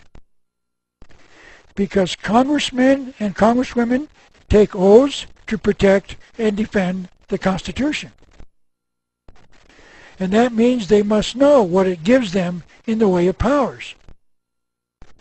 Or so we have been told. But we have been lied to. So I made that power up. So we must find another source for the power to do this. And there is a power to force the football universities that play football to schedule a different playoff system. And this is what they wrote in part. It wrote in part in Article 1, Section 8, Clause 17, as they were granting powers to Congress. Congress shall have the power to exercise exclusive legislation in all cases whatsoever. Notice that the Founding Fathers used the very same phrase, the power to legislate in all cases whatsoever, that they used in the Declaration of Independence to define the tyrannical power of King George. They gave Congress the power to legislate in all cases whatsoever. And that means they gave Congress tyrannical power. The Constitution was written only 11 years after the writing of the Declaration, and many of the people signing the Declaration also signed the Constitution. It is impossible not to conclude that the Founding Fathers gave Congress tyrannical power. They did so in Article 1, Section 8, Clause 17. So that means that Congress must know that they have the power to force the universities to switch to a playoff system. They must know that they have total,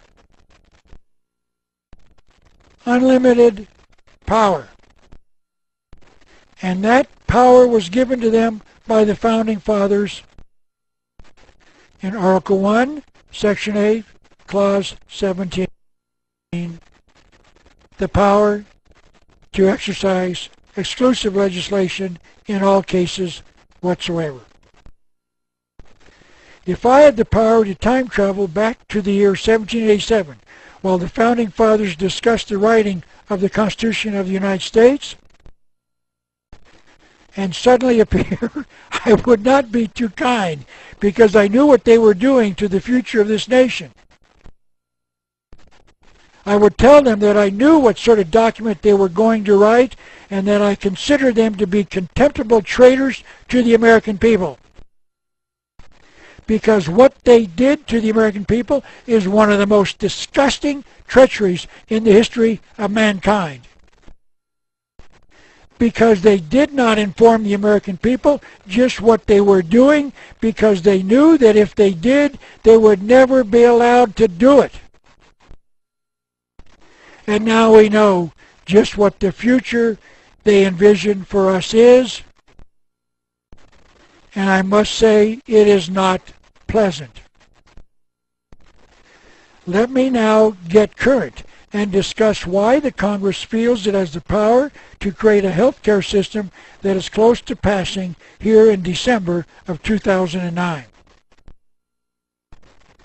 This is President Barack Obama at a campaign rally, and the slogan behind him reads, "Change we can believe in."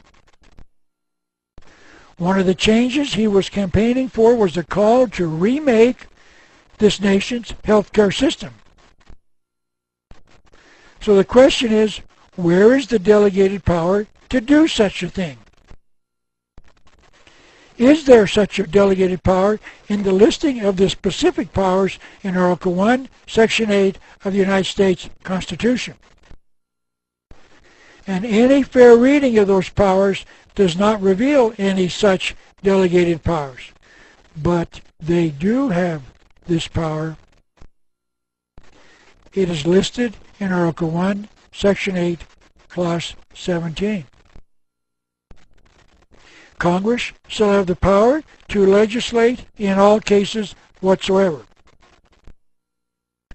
Now, it is important to notice that the writers of the Constitution did restrict that tyrannical power to just one place, Washington, D.C. They wrote, Congress shall have the power to exercise exclusive legislation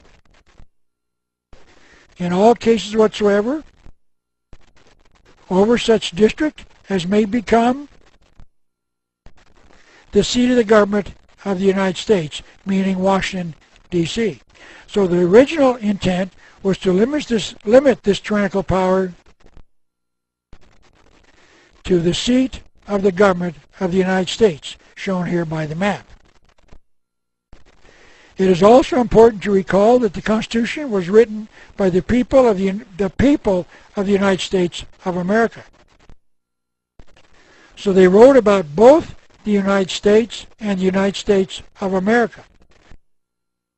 This tyrannical power was intended to be extended only over the 10-mile square of Washington, D.C. They have limited power in the United States of America. That means that there are two constitutional governments in America, the United States of America and the United States. But the story of how this power has spread all over the remainder of the United States is very interesting. There was not much concern with the tyrannical government of the United States until the 13th and 14th Amendments were passed in 1865 and 1868 after the Civil War. Let's examine the 13th Amendment first. It reads, "Neither slavery nor involuntary servitude, except as a punishment for crime, shall exist within the United States." Now, slavery is a situation where one person has lost his freedom to another.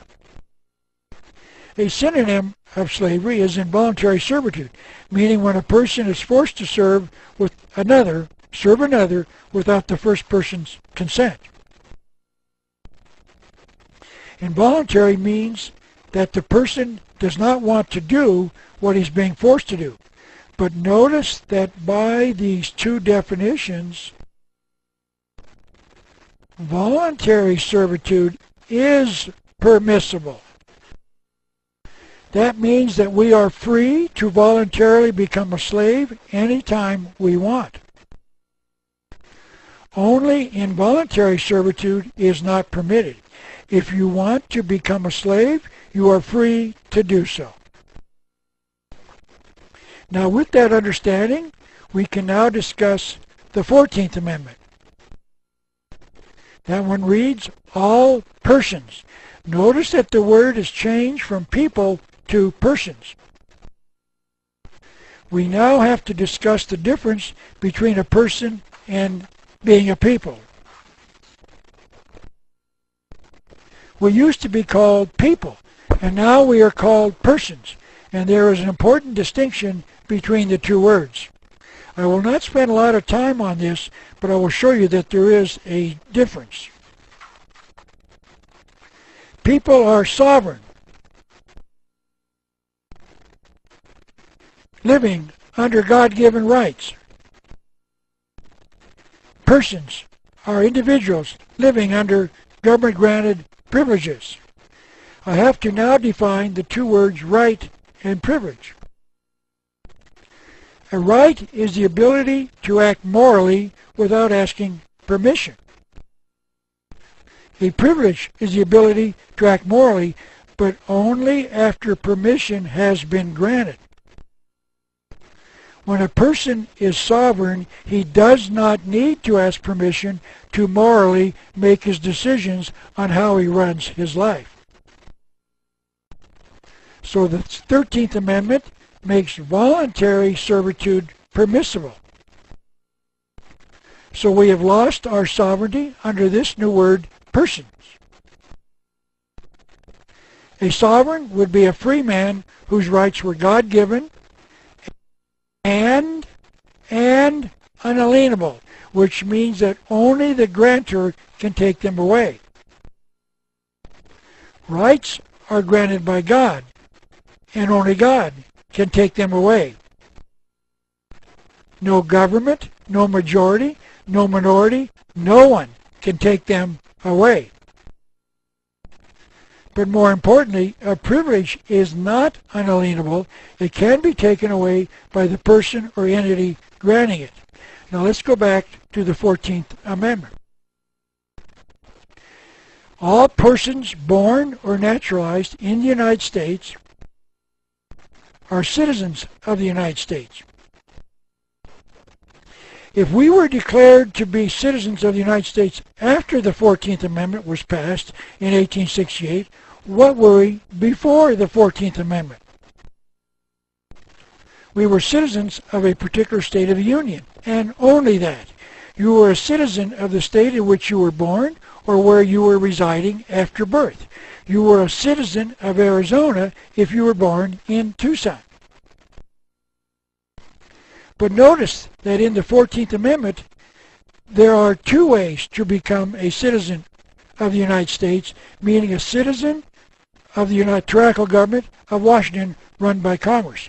You can be born in Washington, D.C., or you can become naturalized in Washington, D.C., meaning the United States.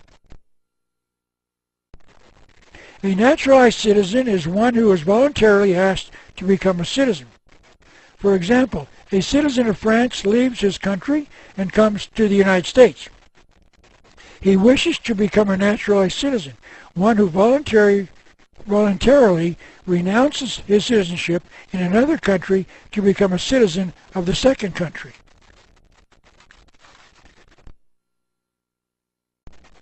So once you are acknowledged as a citizen of the United States, you must agree to their jurisdiction over your person. They were sovereign people who had no master, who lived by right.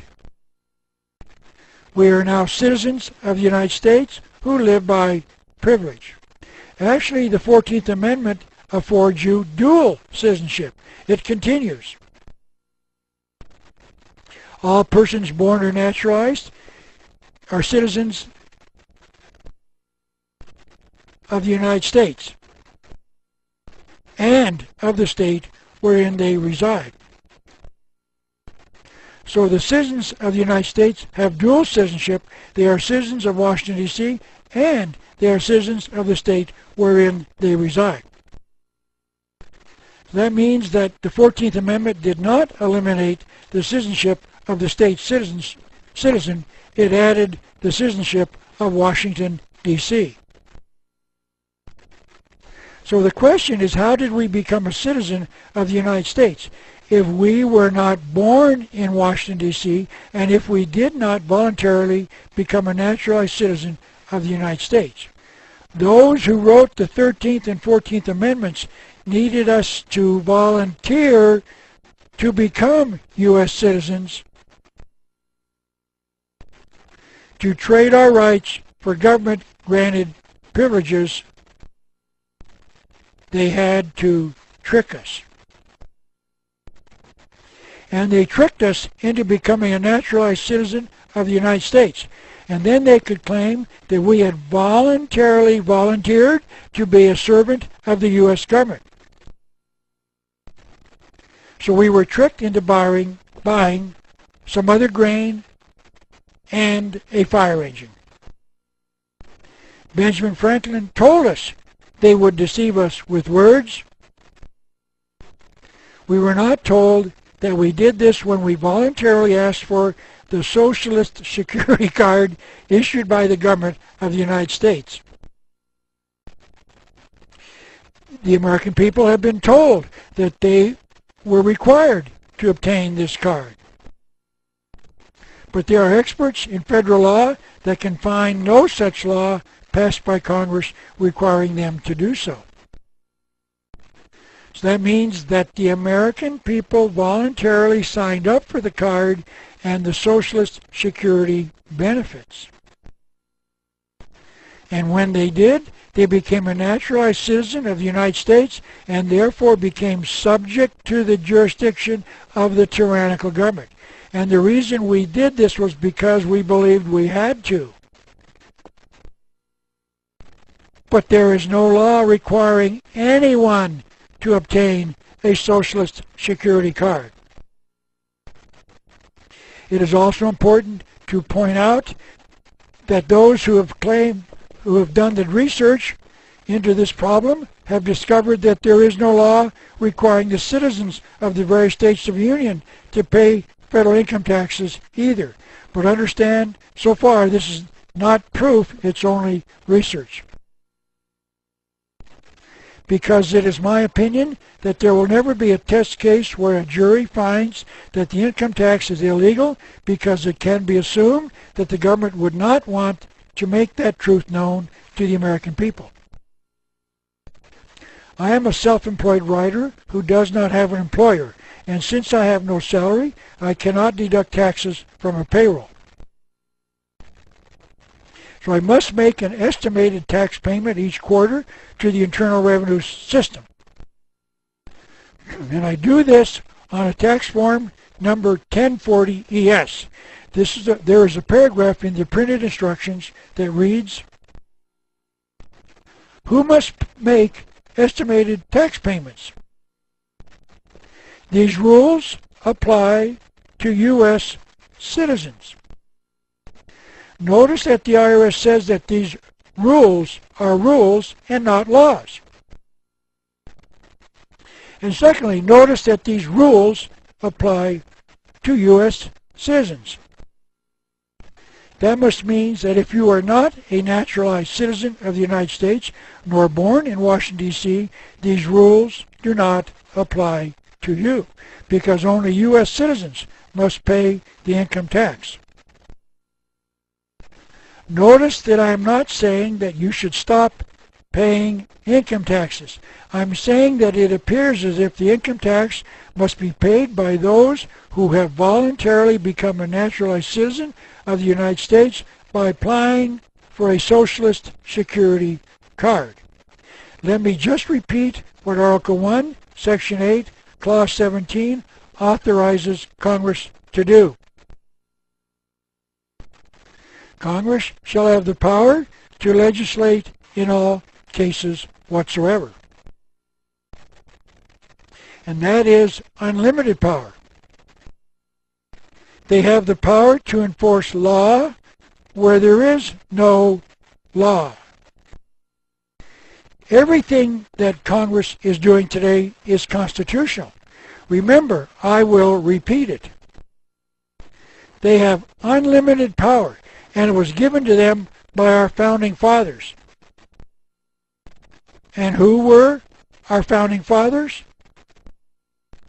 They were members of the Masonic Lodge, the Order of the Quest, and or the Illuminati. Let me add the final piece of the puzzle to convince you that I'm right.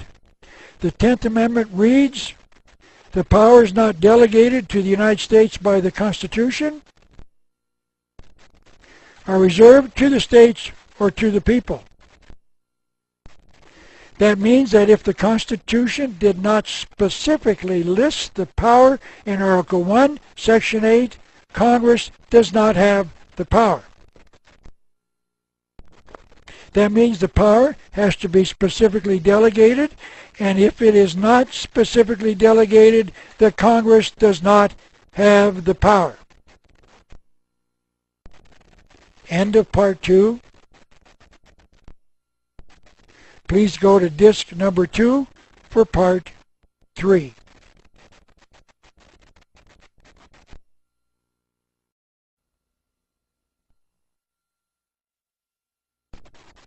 America's Secret Destiny, Part 3 of 4. This is James Madison, the 4th President of the United States. He has been called the father of the Constitution during the deliberations on this document. He, along with Alexander Hamilton and John Jay, were asked to write a series of articles for a newspaper in New York City as an effort to explain the type of government they were creating. These essays have been published as the Federalist Papers so we can know what our founding fathers were thinking as they wrote the Constitution. And Mr. Madison discussed the delegated powers in Article 1, Section 8 with these words. The powers delegated by the proposed Constitution to the federal government are few and defined. Those which are to remain in the state government are numerous and indefinite. So Madison was saying that the only powers the United States has are few and defined, meaning they have to be listed. And if they are not listed, the United States does not have them. And to put the final argument to Madison's position, I would like to quote the 10th Amendment to the Constitution once again. It reads, the powers not delegated to the United States by the Constitution are reserved to the states or the people. So Congress only has delegated powers, or in the words of James Madison, these powers are few and defined. But Congress has funded the following items: stem cell research, space capsules, Hubble space telescopes, and trips to the moon, amongst other things. Where is the delegated power to do each of these things? If the Constitution does not specifically say Congress shall have the power to tax the people for stem cell research, Congress does not have the power to fund stem cell research. How could the Founding Fathers ever conceived of such a thing as stem cell research back in 1787? And the answer is that they couldn't, and if they couldn't, they didn't. And if they didn't, then Congress doesn't. But Congress has. So that means that Congress must know that they have unlimited power. They must know they have the power to legislate in all cases whatsoever. So they must know that they should never tell the American people they have this unlimited power. So just pay your taxes, and pay your taxes, and pay your taxes, and pay your taxes. And just hope that they leave you enough money to live on. Because they have the power to tax everything that you earn. Because you voluntarily gave them that power. Thank you, Ben Franklin, for your words to deceive. Thank you, Founding Fathers, for the power to legislate in all cases whatsoever. Thank you, Masons, Order of the Quest, and of the Illuminati, for your ability to conceal the truth from us. I would now like to continue the idea that the Constitution was granted unlimited power to Congress. This is a rather poor quality photograph of Howard Freeman, who was, in my opinion, this nation's greatest constitutional authority. I had the pleasure of having met him several times out on the lecture circuit or at a summer camp.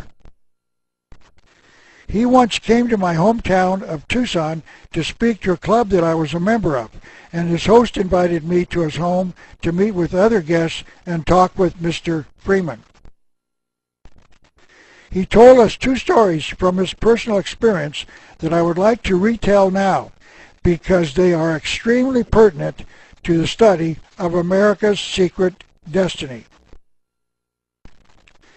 Mr. Freeman told us that he was asked to testify as an expert witness in the case of a friend of his who had stopped paying income taxes because he did not think he was legally obliged to do so.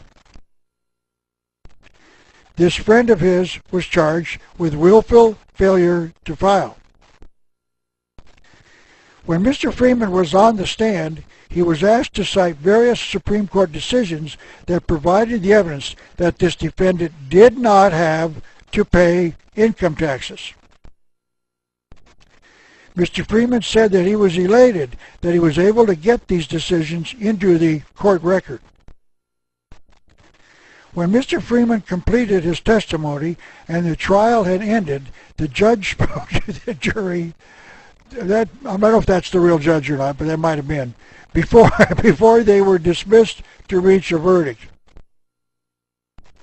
The judge told the jury, "You are to completely ignore the testimony of Howard Freeman." Mr. Freeman was shocked, and he left the courtroom to meet with the judge as he was going into his office. He asked the judge, "By what authority do you overturn the standing decisions of the United States Supreme Court?" And the judge replied, "Those were old decisions prior to 1938. And Mr. Freeman said, those are standing decisions. They have not been overturned. I do not care how old they are. You have no right to overturn a standing decision of the United States Supreme Court in a lower district court. Mr. Freeman then asked the judge what had happened in 1938. The judge said that he had already told Mr. Freeman too much and that he wasn't going to tell him anymore. He ended their conversation by walking into the room so that Mr. Freeman could no longer question him. Mr. Freeman then went to a law library to see if he could find a Supreme Court decision dealing with this issue. And he found the Erie Railroad versus Tompkins case of the 1938 Supreme Court. For the purist who wants to read the case, it is found on page 64 of the October term 1937, Syllabus 304 U.S. Certiorari to the Circuit Court, I don't know how to pronounce that, Court of Appeals for the Second Circuit, number 367, argued January the 31st, 1938, decided April 25th, 1938, and there's the case on the right side of this screen. The case consists of 4 paragraphs in sequence, and the third one reads as follows. There is no federal general common law. And it now becomes important to discuss what the common law is, and I'll make it brief since I am not an expert on the subject. The simplest explanation of the common law is this: man is only guilty of harm if he damages another person's property or injures his person, which means there is no damage unless someone or something is injured. The Constitution used to be this nation's common law, but according to this judge, the Supreme Court ruled that the Constitution was no longer the supreme law of the land. Mr. Freeman then told us that a short time later he met a retired state Supreme Court justice who told him that they needed to talk. When the two of them met, the judge told him that he was a retired state of Wyoming Supreme Court justice who had been appointed to that position while he was a federal judge in Wyoming. He then asked Mr. Freeman not to reveal his identity because he could, quote, get into a lot of trouble, end quote, by revealing too much. Mr. Freeman agreed that he would not ever reveal his name in any of his discussions of the proceedings in the courts of America. And the judge told him this story. In 1938, notice the year, 1938, all the hired judges, higher federal judges, the top attorneys and the U.S. attorneys, were called into a secret meeting by President Franklin Roosevelt, who recalled to their attention that in 1933 he had suspended the redemption of our gold certificates in gold. This is a sample of a gold certificate. You will notice that America's money used to have a promise to redeem the paper certificate in gold with these words as shown in the red rectangle. This is to certify that there is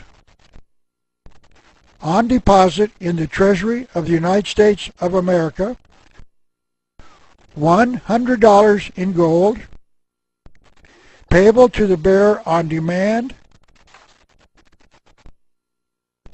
What this means is that the possessor of a gold certificate could take it into a bank and request that that value shown on the certificate in gold, he could ask for it, and that the bank would provide the holder with that amount of gold on demand. But in 1933, President Roosevelt suspended this requirement to allegedly assist in controlling the after effects of the great stock market crash of 1929. In other words, the American people could no longer get their gold for their gold certificates. This was a contract of the United States government with the holder that they could obtain their gold for their certificate anytime they wanted.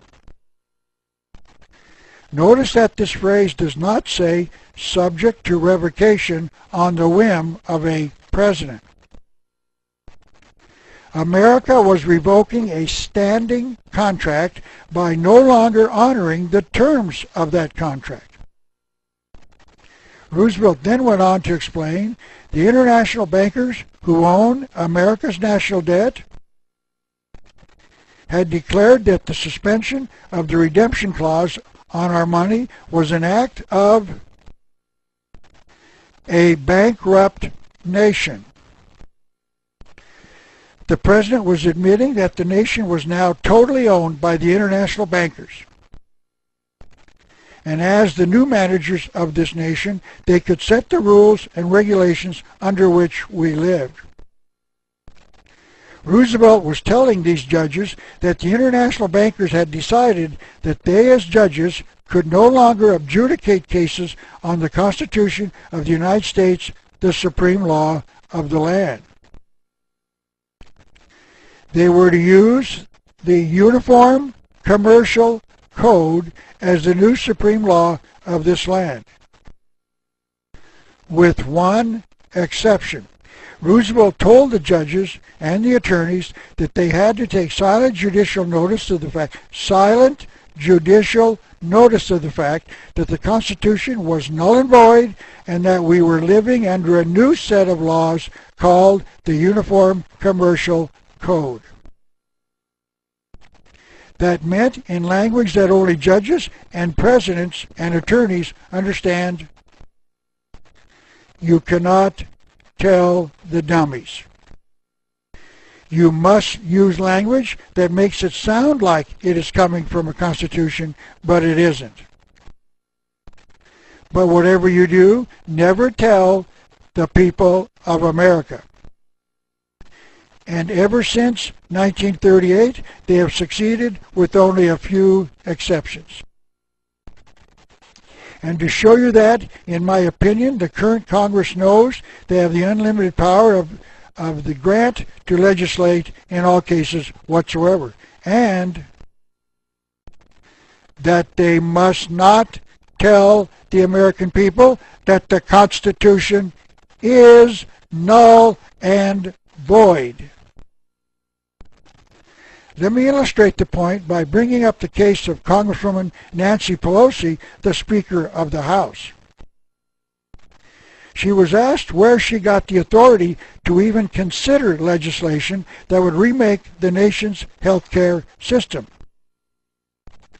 And she answered, from the power to regulate interstate commerce. Now let me point out that Congress did grant that specific power in Article 1, Section 8, Clause 3 of the Constitution. It reads, Congress shall have the power to regulate commerce among the several states. But here is the question. If Congress has had the power since the Founding Fathers gave it to them, why did Congress wait until the year 2009, over 200 years later, to consider legislation to remake the healthcare system? Madison did say that the powers were few and defined, and I must admit the Commerce Clause words are not defined by the Constitution itself.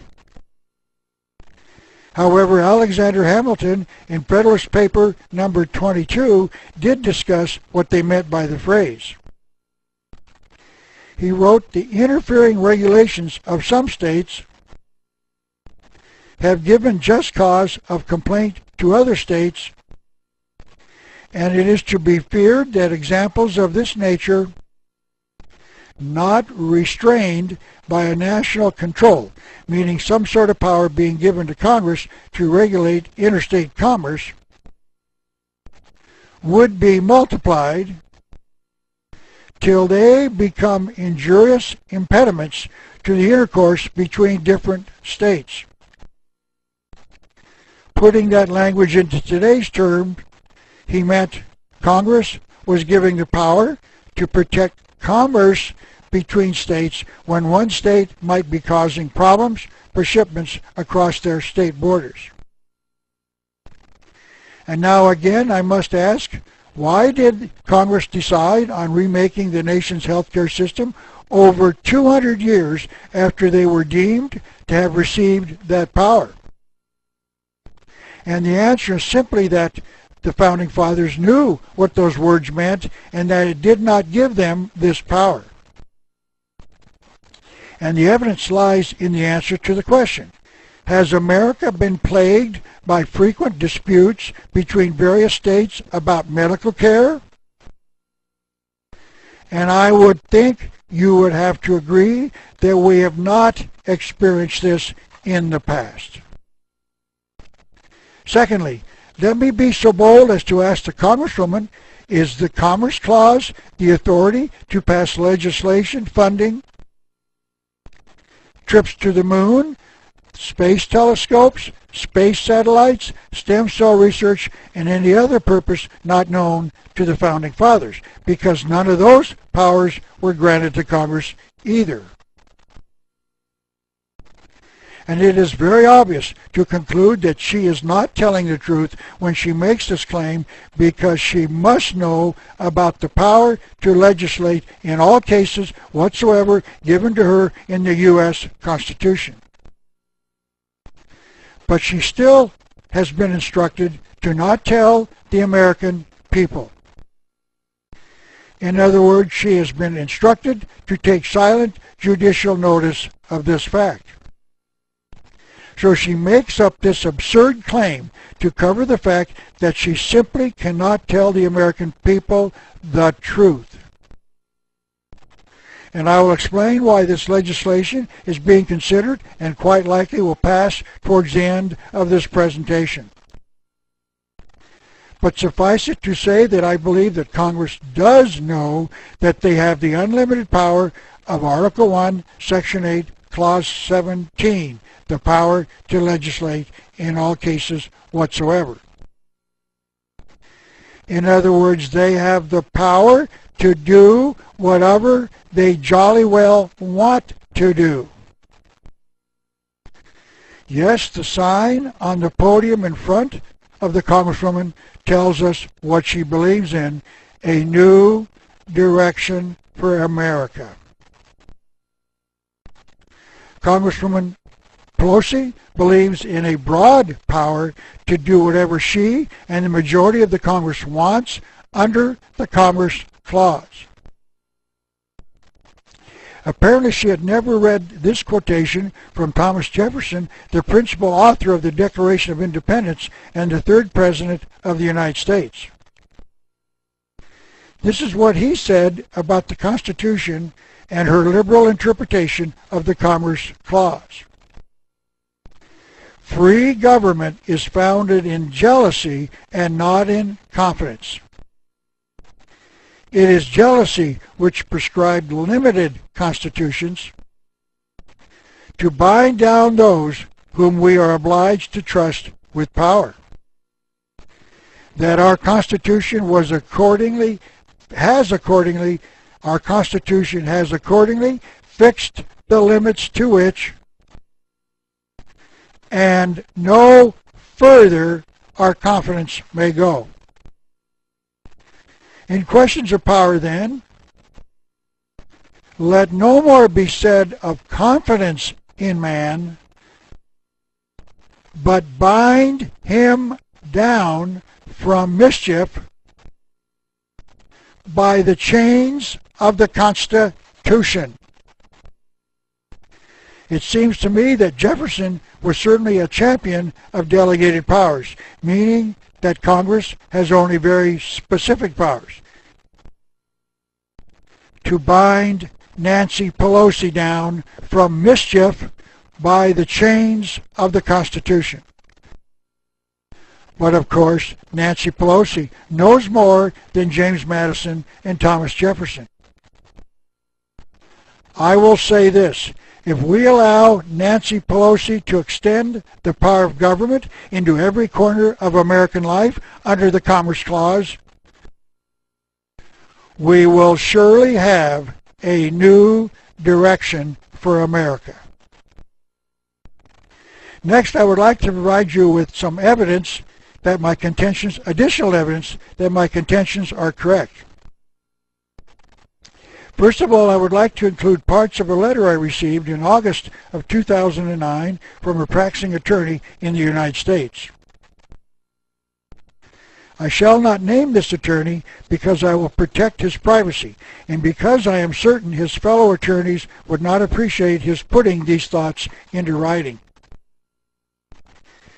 He was responding to an appearance I made on a talk show in his area wherein I discussed the Supreme Court decision that totally eliminated the Constitution and the common law. I then discussed the evidence that we were living under the Uniform Commercial Code. This is how he described himself. I am an attorney and I've been practicing for 14 years. And I am licensed in 3 states. And have actually been blessed with the opportunity to be involved in cases all over the United States. He then wrote this: I enjoy and applaud your work. I've come to the same conclusions on most issues so far.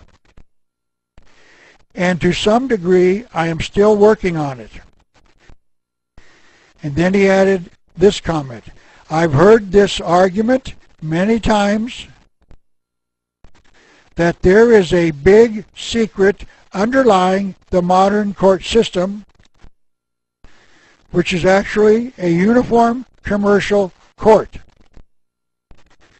And the lawyers and judges guard the secret, like they were part of some secret society.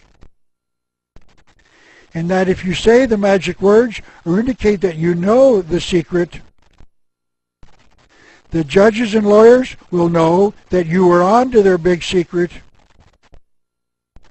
and you will be given special treatment. So once we tell the truth, it is no longer a big secret, and I just did. Let me give you one more bit of evidence that the Constitution is null and void and that the Supreme Court knows this. This is, of course, Barack Obama, recently elected President of the United States. And this is a picture of the President with his mother. And this is a picture of the young President with his father. A citizen of Kenya, a nation on the eastern side of Africa. And this is the future president in a picture taken in Kenya. He is the second man from the left in the back row, as shown in the red rectangle. The woman in the bright yellow dress is Barack Obama's grandmother, the mother of Barack's father. She has been quoted as saying that Barack was born in Kenya, and that claim has been substantiated by his half-brother and his half-sister. Now this poses a real problem. The Constitution of the United States says this about the qualifications of the President. This is how Article 2, Section 1 of the Constitution reads. No person, please notice the word is person, no person except a natural-born citizen shall be eligible to the office of President. And those 2 words, natural-born, means that the person has to be born inside the 50 states of the United States of America.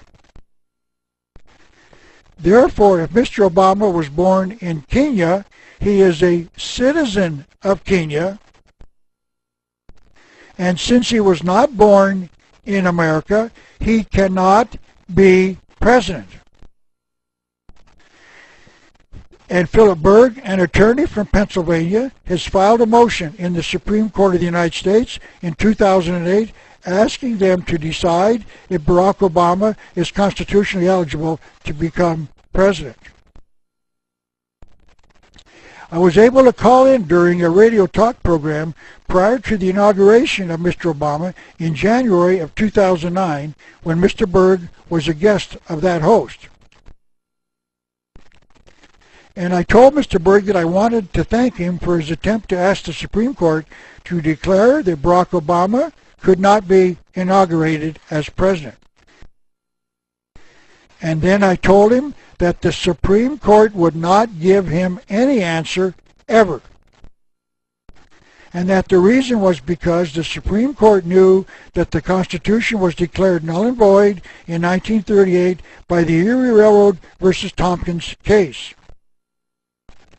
And that the Supreme Court, like all courts in this nation, has taken silent judicial notice of that fact. It is now December the 28th, 2009, and the Supreme Court has still not issued an opinion as to whether or not Barack Obama is constitutionally eligible to be president. And Barack Obama remains in office. It is my opinion that this reluctance of the Supreme Court in nearly a year to afford Mr. Berg an opinion is further evidence that the Constitution of the United States is null and void. And that the Supreme Court knows that. And that they too have taken silent judicial notice of that fact. And as I have already said, they will never issue an opinion. Now let me briefly explain what the Uniform Commercial Code is. It is called the law of contract. It changes everything in America to a contract. And since two-party contracts have to be agreed by both parties, neither party can force the other into a contract. This is the reason that they cannot force us into any contract without our consent. Now this posed a problem for the international bankers because they knew the courts will declare any contract where one party forces another into signing it null and void. And the reason is that forcing someone into a contract against their will is called involuntary servitude,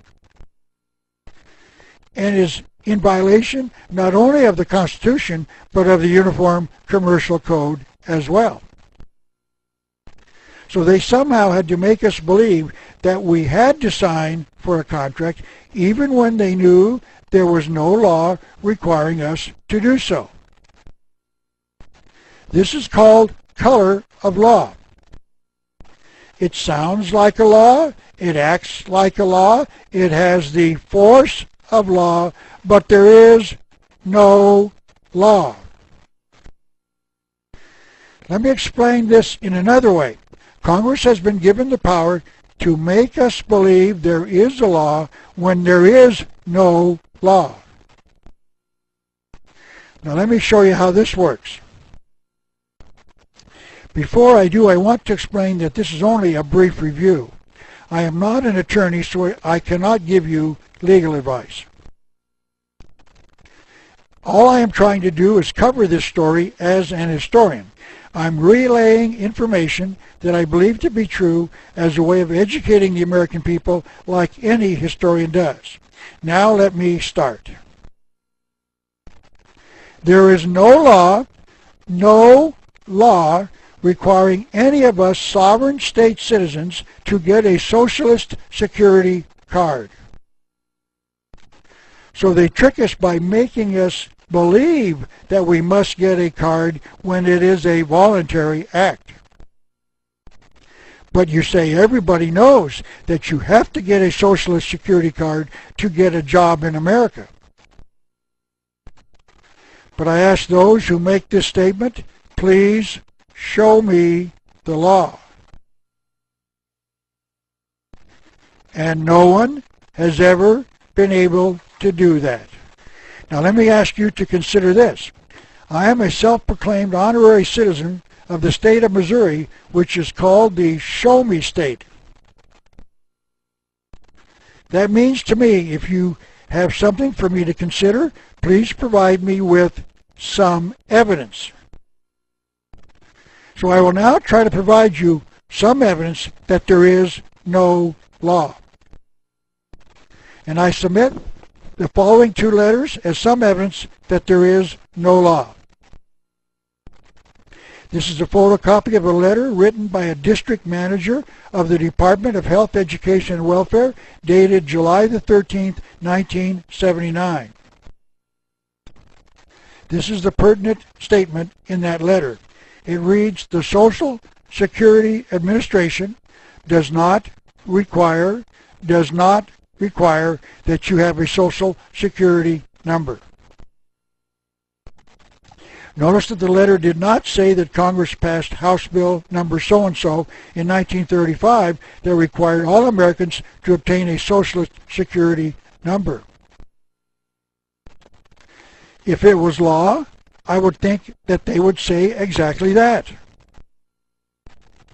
This is a copy of a January 10th, 1990 letter from a claims representative of the Health and Human Services Department of the U.S. government. And this is the sentence I wish to discuss. It says, Social Security is a voluntary system in that no one is required to get a number. That means to me that we do not have to volunteer to get a number, and that we can only get a number if we volunteer for one. But once we get a Social Security number, we're obligated to use it by contract, because we have become a naturalized citizen who has voluntarily become subject to the most oppressive government ever devised by man. So now we see that the Constitution is null and void, and that each one of us who has a Social Security card is a naturalized citizen of the most powerful government in the history of this world. Now let me return to the Great Seal of the United States. Let's study the hidden symbols using numbers. This is once again the eagle side of the Great Seal, and if you count the feathers on each wing, you would find 32 feathers on its left wing and 33 on its right. And I do not believe that this is a coincidence or an error by the artist. And to assist you in understanding the significance of the two numbers 32 and 33, I would like to explain a little about the Masonic Lodge. Every Mason in America has to go through 3 rituals called degrees, one at a time, and when he is finished, he is called a Master Mason, and a member of the Blue Lodge. He has then 2 options should he wish to go further. He can join the Scottish Rite, shown in green, with 29 more degrees for a total of 32, or he can join the York Rite, shown in yellow, with a total of 10 more for a total of 13. There is a 33rd degree on top of both of these Masonic lodges called the 33rd degree, and it is honorary, and the member must be invited into this degree. There seems to be evidence that this 33rd degree of Scottish Rite runs the entire worldwide Masonic Lodge, so they are extremely important. Now this is the eagle side of the Great Seal of the United States again. Notice that the eagle is looking towards the side with the 33 feathers. So the implication of this drawing is that the 33rd degree of the Scottish Rite of Masonry runs the entire United States, and that this is a secret concealed inside the Great Seal of the United States.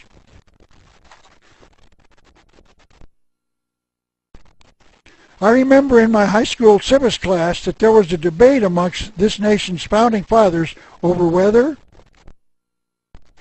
the bald eagle or the American wild turkey should be the national bird of this nation. But my research shows that there was no debate at all.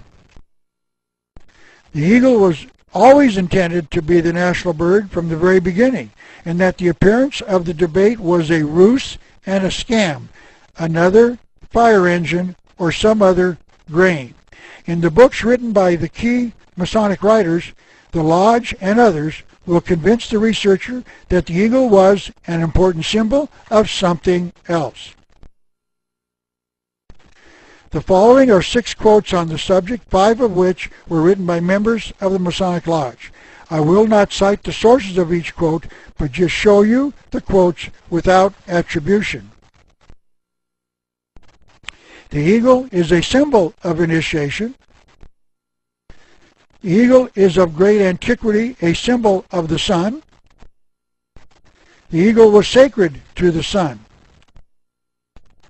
The eagle was a bird consecrated to the sun. The eagle represented the Egyptian sun god, Amun-Ra. And the following quote is one of the explanations as to why the eagle is sacred to sun worship.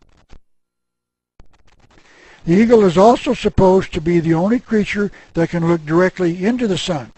Now this is an interesting observation. If a human looks directly into the sun, it is quite likely that this person will go blind.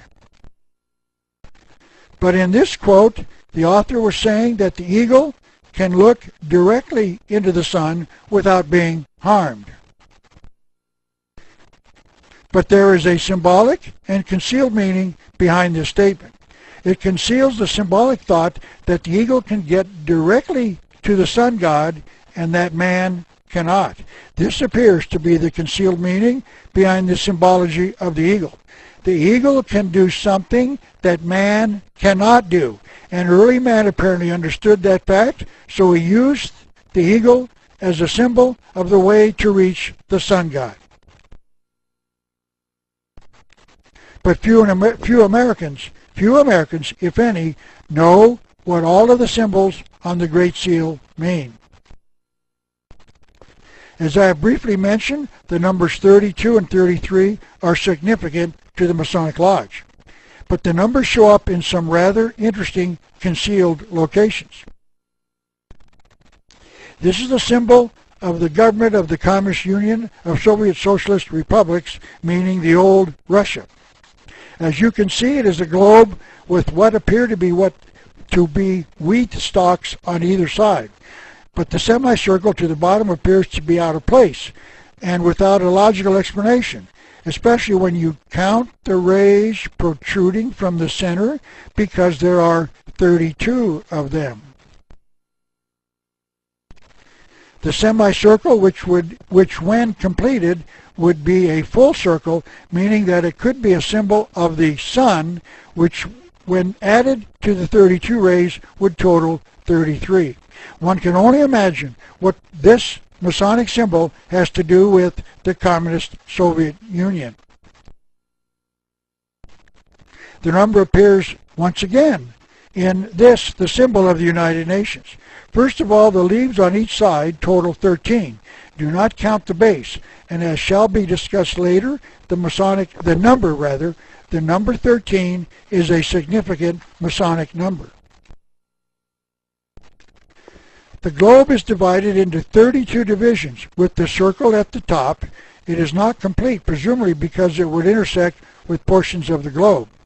Another explanation might be that the future world government has not brought the United States and Canada into the circle as of yet, because the circle, if completed, would be over the northern part of North America. And the circle plus the 32 divisions total 33 in the symbol. Once again, the Masonic numbers 32 and 33 are concealed in the symbol of the United Nations. While I am here, I would like to briefly discuss the connection between the numbers 13 and 33. We in America use a system of inches and feet as a measuring system, and a system known as the metric system uses millimeters and centimeters. If you compare a ruler of 13 inches in length side by side with a ruler of 33 millimeters in length, you will notice that the two rulers are the same length. And that is because the metric system was created by the Masons who caused the French Revolution of 1789. So this is one way you can say that 13 is equal to 33, a Masonic way of saying that Satan's number is equal to the number of the 33rd degree Masons who run the entire Masonic system. I would like to show you another concealed connection between the numbers 13 and 33. It is concealed inside the Masonic Lodge. As I said, the Masons have 3 degrees in what they call the Blue Lodge. The first degree Mason is called an entered apprentice, the second is called a fellowcraft, and the third is called a master Mason. The concealed connection is inside the 2 words Master Mason. First of all, the letter M is the 13th letter of the alphabet, and I do not believe that this is another coincidence. Now, if you separate the 2 M's from the 2 words and set them in the next 2 lines like this, and then turn the 2 words sideways, you can see that each M looks like the number 3, and the 2 of them together make them look like the number 33. So there is a concealed 13 and 33 in their choice of the words that describe their 3rd degree inside the Blue Lodge. There is a similar example of a concealed 33 contained in the name of Mickey Mouse, Walt Disney's first cartoon character. Mr. Disney and his brother Roy were members of the Masonic Lodge, and I believe Walt Disney named his initial cartoon character Mickey Mouse because he knew that this name concealed the number 33 in it. The same thing happens when you print the name Mickey Mouse and separate the 2 M letters. And then turn the name and the 2 letters sideways, and you get a concealed 33 in them as well. And notice this, there are 6 letters in the word Master and 6 letters in the word Mickey. There are 5 letters in Mason, and there are 5 letters in Mouse. Just another strange coincidence, I am sure. The Masons have been getting a lot of bad press recently, and the Masons are anxious to overcome that with favorable publicity. This is quite likely the reason that Walt Disney released 2 movies that gave a favorable image to the Masonic Lodge. The first one was the movie entitled National Treasure, released in the year 2004. And the second one was entitled Book of Secrets, and it was released in 2007. This is a picture of the room where the Security Council of the United Nations meets. If you count the number of lights in the circle of the ceiling, you would count 32 of them. 32 plus the circle they are in would be 33. Before I explain why the numbers 32 and 33 are significant, let me show you other instances where the numbers show up. This is a drawing of a woman carrying the Olympic torch through a worldwide run to publicize the Olympics to be held a few months later. According to the Olympic Committee, the torch is 32 inches long, and the flame on top would be the 33rd object. This photograph shows how the first torch is lit. The caption underneath the photograph says, Greek actresses dressed as high priestesses go through a dress rehearsal for the lighting of the flame at Olympia. So the flame is not lit by a match, but by the rays of the sun focused through a magnifying disc. So it is the sun god who lights the first torch and is lighted on Mount Olympus, where the Greek gods allegedly reside. Now I would like to start an explanation of why these two numbers 32 and 33 are significant and what they symbolically represent and why that is significant in America's history. This drawing shows Quetzalcoatl, a Latin American sun god, possibly descending from heaven on a ladder with 32 rungs. If the place he is coming from is heaven, that would mean the 33rd rung on the ladder. This is an important drawing for reasons that will be discussed later. By the way, that drawing shows that a modern-day rock and roll musician was once worshipped as a god even before he was born. This is a close-up of the guy in the upper left of the main drawing, and it clearly shows that Ringo Starr, the drummer for the Beatles, was once worshipped as a god in Latin America. Now, I'm sorry, that was supposed to be funny, and it wasn't. As I said, Ringo was worshipped way before he was even born, and if you believe me, I would like to sell you some swampland here in Arizona. And this connection will show the connection between the number 32 and the circle representing the sun being the 33rd when it is connected to the number. This is a representation of a Mayan stone cut to represent the sun and its 32 rays. Samuel Morse invented the Morse code in 1842, and that code concealed a use of the number 33. The code uses a dot and a dash, and the dash lasts the equivalent of the time it would take to end 3 dots. This is a photograph of a key used to send the Morse code key, and the key is tapped quickly for a dot and then again for a dash, but the sender waits for the time it would take to hit 3 dots before sending the next letter. This is a representation of the number of the Morse code dots and dashes in the word Lucifer, meaning the name of the devil.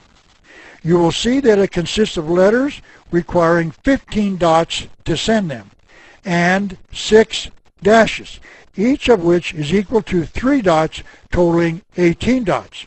15 dots plus 18 dots obviously equals 33. Just another strange coincidence, I am sure. The number 13 is also a significant number to the Masonic Lodge.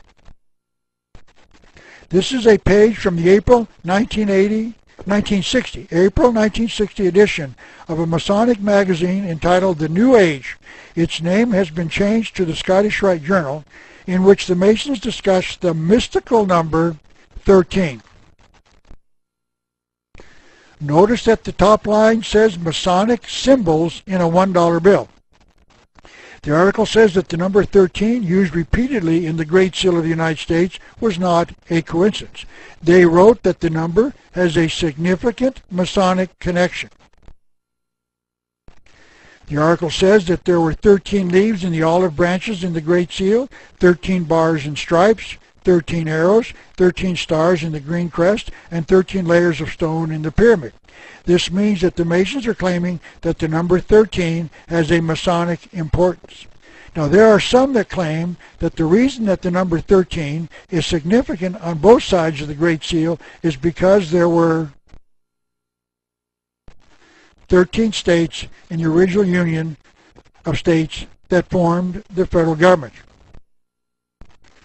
But it appears as if the number has a hidden significance, and that those who founded this nation waited until there were precisely 13 and not 12 or 14 states before they created the United States. But the Masons are claiming the number as one of their own, and shows, at least in this one instance, that the Masons were directly involved in the founding of this nation, and that one of the reasons we can know that is because of their interest in the number 13. But before we examine the number 13, there's another reason that the Founding Fathers selected the American eagle as our national symbol, and that is the fact that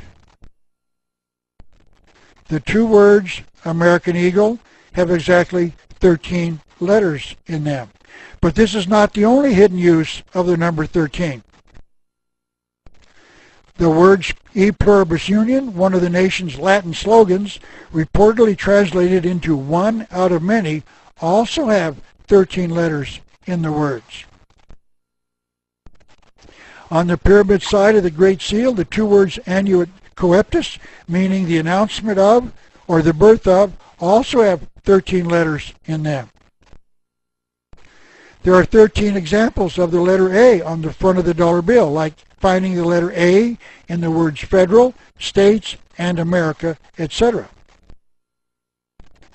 There are 13 courses of stone on the pyramid. The words "In God We Trust" on the back of the dollar bill have 12 letters in them, and if you add the number of the word 1 to the 12, you get 13. The reverse of the dollar bill contains 13 examples of the number 13, like 13 olive leaves, 13 vertical stripes, etc. And the number 33, I believe, signifying the 33 degrees of the Masonic Lodge, shows up frequently as well. The words "the United States of America" at the top of both sides of the dollar bill have 24 letters in them, and the words $1 have a total of 9. Add the two together and you get 33. The word "one" has 9 parts in them, meaning 2 in the letter O, 3 in the letter N, and 4 in the letter E. If you total the shadows behind the letters, they total 11. If you add the 9 plus the 11, you will get a total of 20 units.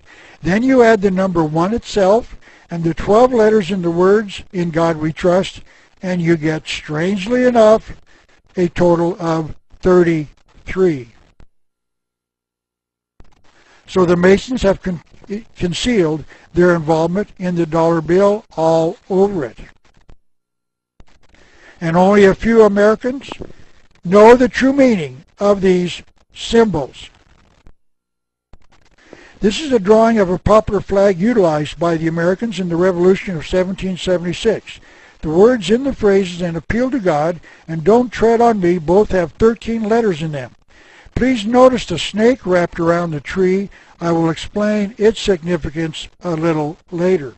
But there are other concealed Masonic symbols in this flag. The words "in evergreen tree," meaning what appears to be an evergreen tree in the drawing, have 13 letters in them. So it was not a coincidence that these phrases have significance to the Masonic Lodge and have symbols, or were symbols selected for the flag. And by the way, the "an appeal to God" and "don't tread on me" also have 13 letters on them. Another series of hidden symbolism occurred in the selection of July the 4th, the founding date of this nation. The words have 13 letters in them. But there is another more important concealed symbol in that date, which I will explain later. The year 1776 has a hidden symbolism as well. The last two numbers in the date, meaning the 7 and the 6, when added together, total 13. As it is being shown, this is no coincidence, it is symbolic. The Founding Fathers waited precisely 13 years between 1776 and 1789 to form this nation's first government. George Washington, a very visible member of the Masons, had 12 other generals on his staff. 12 plus himself equals 13. A total of 13 people worked on the Great Seal of the United States. The Navy of the United States had a committee of 13 controlling all naval affairs, and the first fleet of ships had precisely 13 ships in it. The Confederate flag of the South, utilized during the latter stages of the American Civil War, had 13 stars on it. And if you presume that each star stood for an individual state, as it did in the American flag, there should have been only 11 stars in the Confederate flag because there were only 11 states in the Confederacy. This flag was adopted as the flag of the Confederacy in 1863, about midway in the Civil War, which lasted from 1861 to 1865. There is no way that the 11 states were anticipating the addition of 2 more states to their cause, so that there would have been 1 star for each state. 11 states started the Civil War in the Confederacy, and 11 states finished it. There is one more startling bit of evidence to consider about the involvement of the Masons in the planning of the Civil War. This is a map of the eastern part of the United States, showing a red line over the 33rd degree northern latitude. Latitudes circle the globe parallel to the equator, which means that there are 2 33rd degree latitudes, one called the 33rd degree northern latitude and the other called the 33rd degree southern latitude.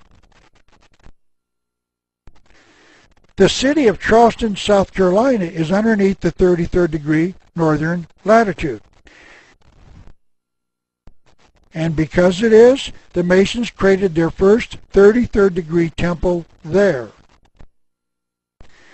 And it was at Fort Sumter, located in the port of Charleston, South Carolina, where the South fired its first shots of the war. Just another interesting coincidence, I am certain. So one can only wonder how much more involvement the Masons had in the creation and continuation of the Civil War. For those who believe that the Masons do not involve themselves in wars and revolutions, this quotation from Albert Pike's Morals and Dogma should explain that they do, page 330. He wrote, "We hatch no premature revolutions. We hatch no premature revolutions." Notice that he did not say that the Masons hatch no revolutions. He wrote that they hatch no premature revolutions. That means that we hatch revolutions when the time is ripe. And to show that this is a correct interpretation of Mr. Pike's comment, one has to only refer to page 24 of his book to read this. The Masonry aided in bringing about the French Revolution of 1789. And to show the involvement of the Masons in foreign affairs, the 2 words United Nations have 13 letters as well. And here is a more contemporary use of the number 13 in America. This is a photograph of President Bill Clinton taken in the White House. The symbol off to the right of the photograph, I guess more in the middle, shaped like a seashell on top of the bookcase, has 13 parts inside the overall design. The number 13 is concealed everywhere, including inside the White House itself. The Masons even concealed their symbols in the layout of the streets of Washington, D.C., the nation's capital. George Washington, this nation's first president and a member of the Masons, hired a French Mason, Major Pierre Charles L'Enfant, an officer who had served with President Washington during the American Revolution, to lay out the streets of the city. So the city was laid out by a member of the Masons. To understand the hidden symbolism in the city streets, it becomes important to study the Masonic symbols known as the square and the compass. A square is a piece of metal cut so as to be in the form of a 90-degree right angle. The compass is, of course, a device that consists of 2 legs formed at the top used to draw circles. The letter G in the center stands for Gnosis, and not God, as is claimed by some Masons. And Gnosis is Latin for knowledge, meaning spiritual knowledge about who the true God is that the Masons worship as their God. We shall examine that statement a little later as well. When combined in this manner, these become the 2 symbols of the Masonic Lodge.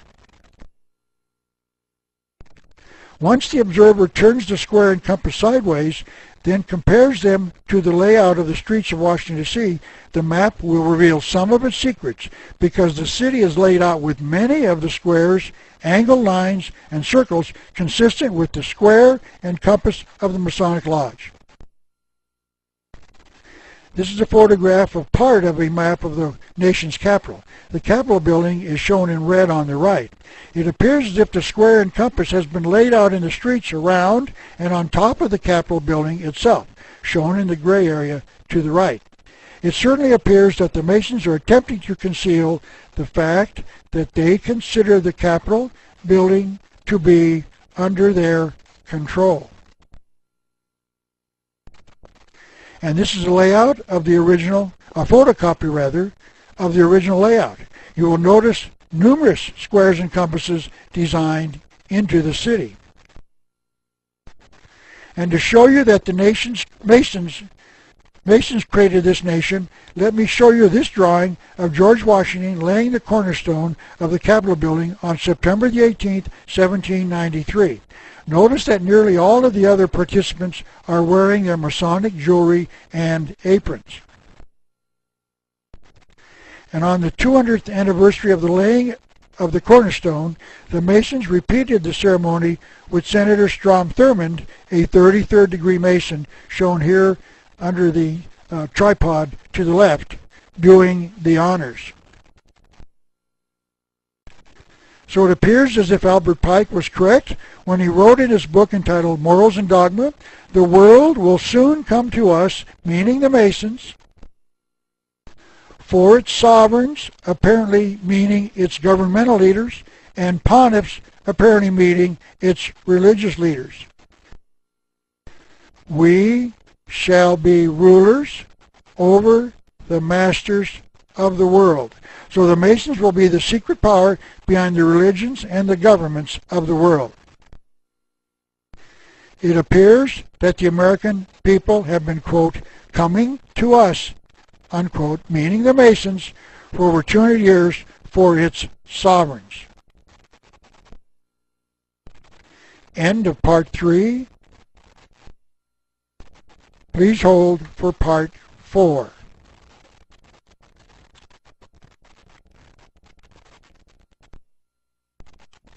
Part 4 of 4. But the Masonic involvement in the history of this nation does not end here. There is more to be learned about their involvement in the founding of this nation. If you multiply the number 13 by itself, meaning 13 by 13 obviously, the result is 169. If you subtract the number from the year of the founding of this nation, in other words 1776, you will arrive at the year 1607, the date that the first settlers arrived in America. If you add the number 169 to 1776, you will get the year 1945. The year that Harry Truman, the President of the United States, dropped the 2 atomic bombs on Christians in Hiroshima and Nagasaki in Japan. By the way, Harry Truman did not have to drop those 2 bombs to end World War II with Japan. He knew that Japan was trying to surrender.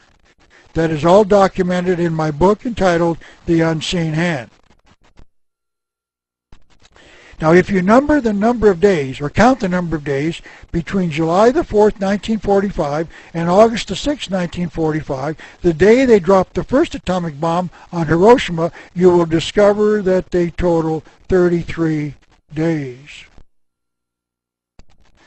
And in one more coincidence, if you add the number of the letters and numbers in August the 6th, 1945, you will find that they total 33. Harry Truman, by the way, was by the way of the strangest of coincidences, the 33rd President of the United States. He was a 32nd degree when he decided to drop the bombs when he didn't have to, but was made an honorary 33rd degree just a few months later. This is an official portrait of the President dressed in his Masonic attire. The Ku Klux Klan was founded in 1867, and if you will notice, there are 3 K's in their name. K is the 11th letter in the alphabet, so once again, 3 times 11 is 33. Another strange coincidence. World War I ended on the 11th hour of the 11th day of the 11th month, and the sum of the 3 11s is obviously 33. This is a picture of NASA's orbiter Discovery landing at their Kennedy Space Center in Florida on runway 33. Many of the nation's astronauts have been members of the Masonic Lodge.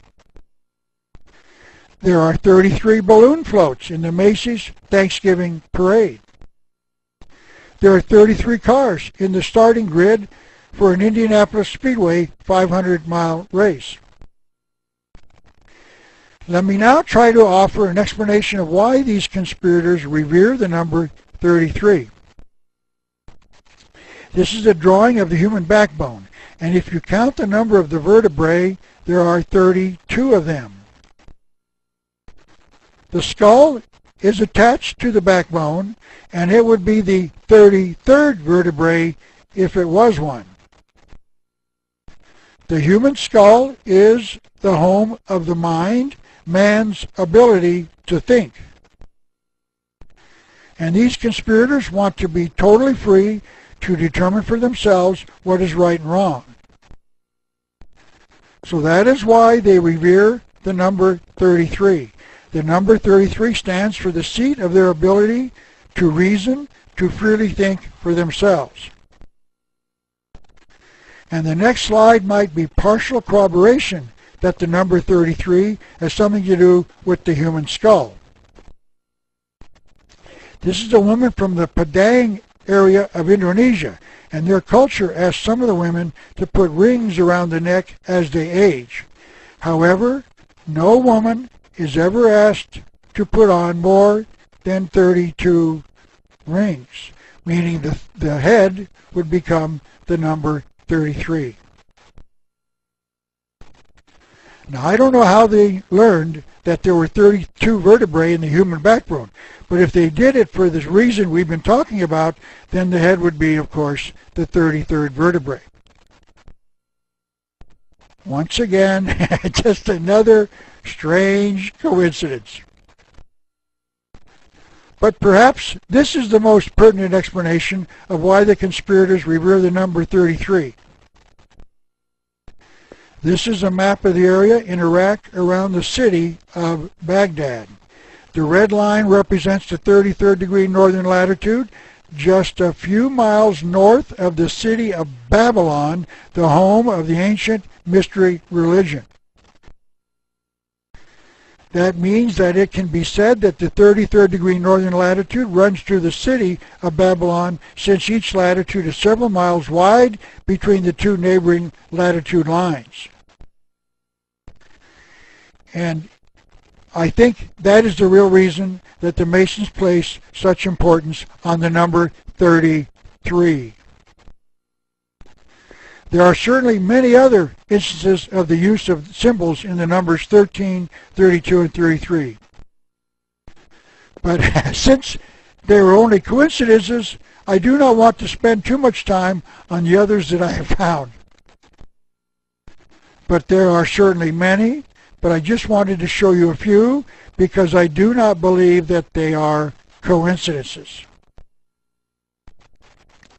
And to show you that the Masons are major players in the past, let me show you confirmation of this fact from 2 quotations taken from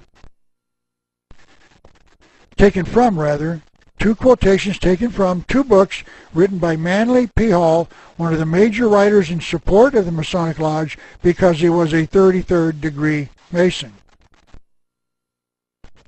Masonry is the most powerful organization in the land. It is an ordainer of kings. Its hand has shaped the destinies of worlds. But let me continue to discuss their involvement in this nation's past. The streets of Washington, D.C. contain another hidden symbol, one that must be explained first. The five-pointed star is a common symbol utilized in a variety of ways. The star on the left is a photograph of one of the stars in the flag of the United States, where each of the 50 of them symbolizes one of the 50 states. That star is placed with one of its 5 points up and 2 of its points down. However, the star can also be reversed so that only 1 point is down and 2 are up. And that, of course, is represented by the star on the right. This star, with 1 point down, is a symbol of the Eastern Star, a Masonic organization for women. And here is the Eastern Star shown on a fez, a hat apparently worn by members of this Masonic group. This difference between the two stars are explained in a book entitled History of Freemasonry and Concordant Orders, published in 1891 by a series of 78 high-ranking members of the Masonic Lodge. One of their members, William R. Singleton, a 33rd degree Mason, wrote about the star in his article entitled The Divine Plan.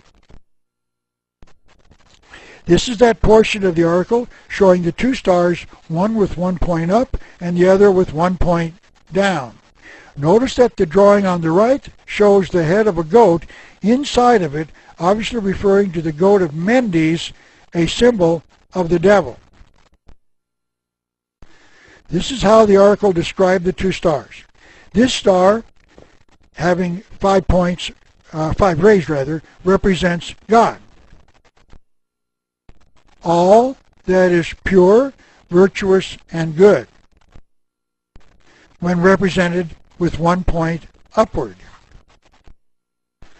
But when turned with 1 point down, it represents evil. All that is opposed to the good, pure, and virtuous.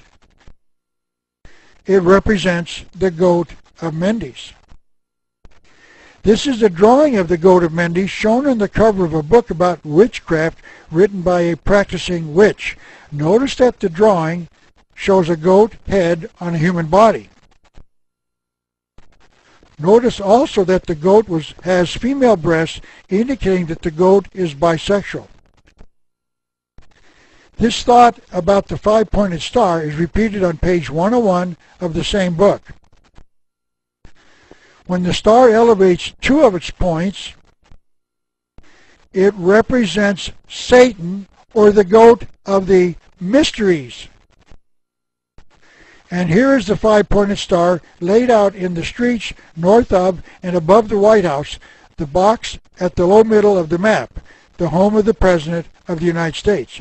By the way, the black rectangle shown on the top center is the 33rd degree Masonic Temple in Washington, D.C. I'm sure it is a coincidence that it is precisely 13 blocks north of the White House.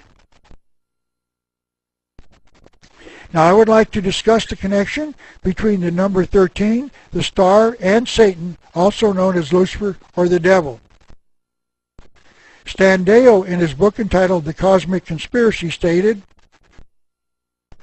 13 is the value assigned to represent Satan. But there are other explanations of the number 13, one of which was offered by Manly P. Hall, the Mason, who said that there were 12 great religions in the world, and the 13th was the one concealed inside the other 12. What I believe he was saying was that there was a secret worship of a particular god in each of the 12 other great religions.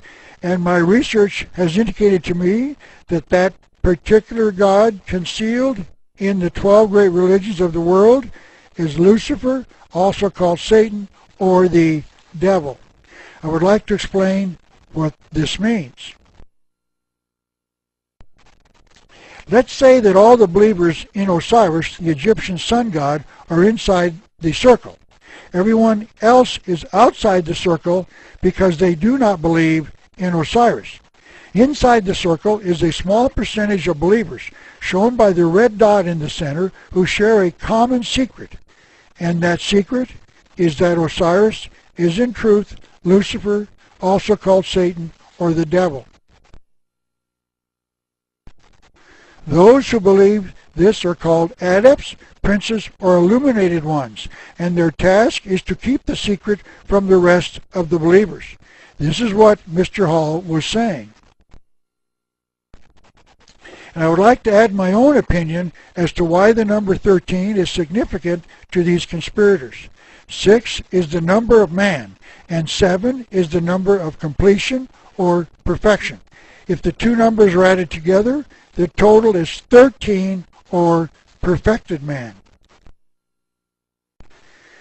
This secret worship believes that through it man can become perfect. In fact, the conspiracy believes that we common people have progressed to the point of being Homo sapiens man through evolution.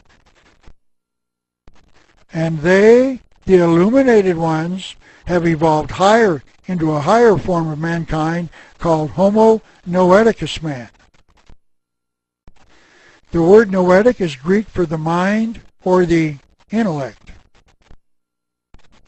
So the number 13 contains a secret, hidden, occult meaning, and that is why the number 13 is significant and symbolic. There is one more significant insight as to why this nation's founding fathers chose the date of July the 4th to declare America's independence from Great Britain. The old Julian calendar was changed in the year 1582 by an order of Pope Gregory the 13th. I wonder if it is important to note that this Pope, the 13th one to change his name to Gregory, was the one to change the calendar. I'm certain it's just another coincidence. The acknowledged reason was because the old calendar was 11 days behind the sun. In other words, the old calendar was no longer accurate in measuring the solar year. So the astronomers were having difficulty in measuring the time it took for the Earth to make one complete revolution around the sun. So in October of 1582, the old June the 23rd became July the 4th.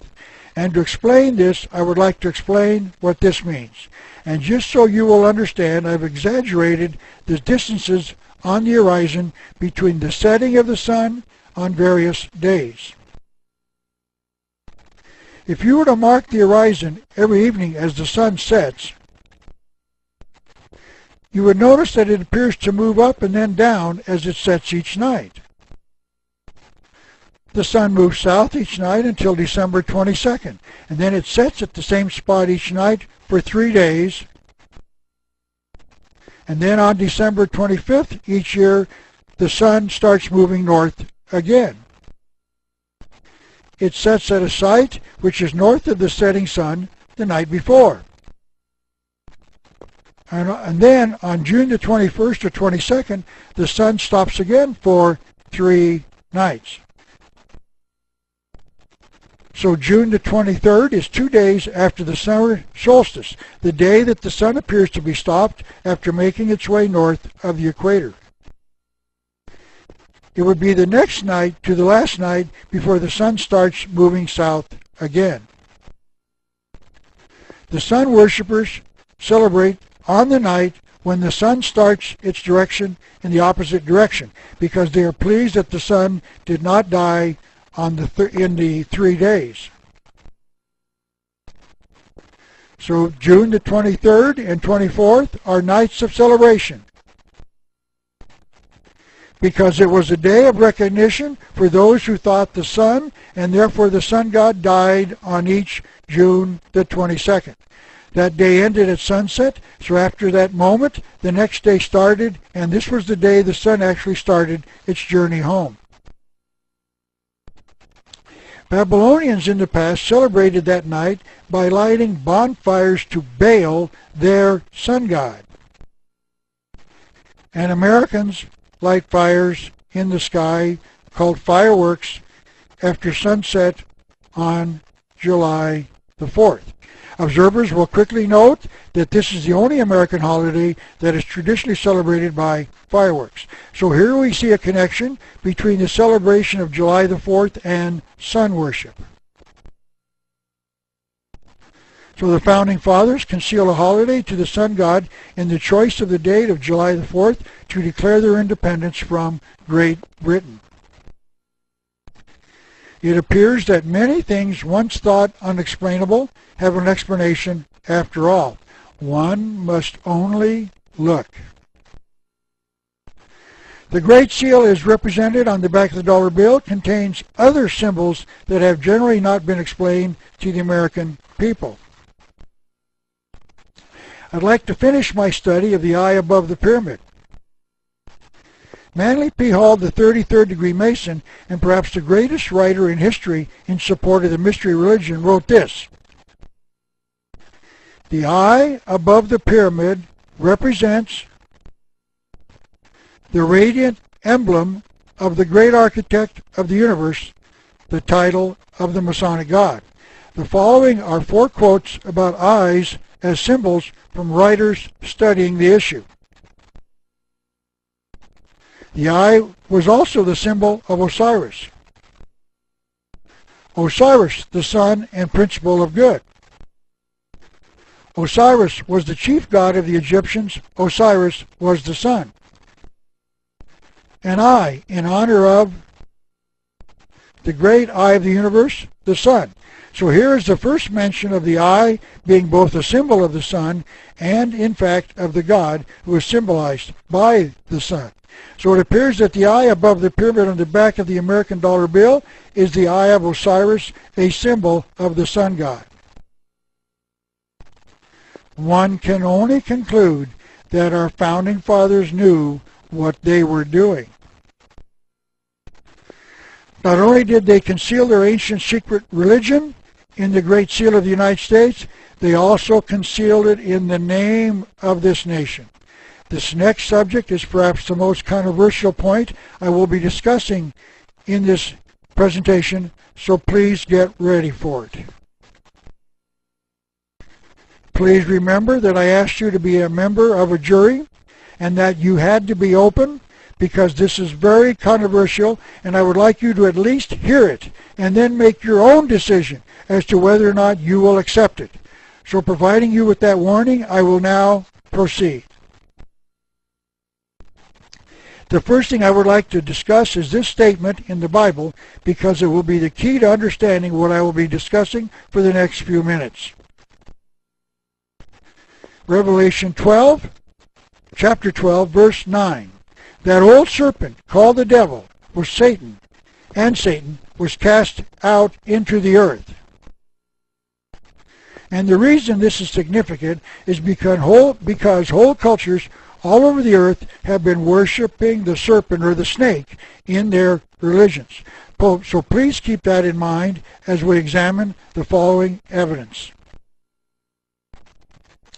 William Josiah Sutton, in his book entitled The Illuminati 666, added another very important piece of the puzzle to the story. This is what he wrote.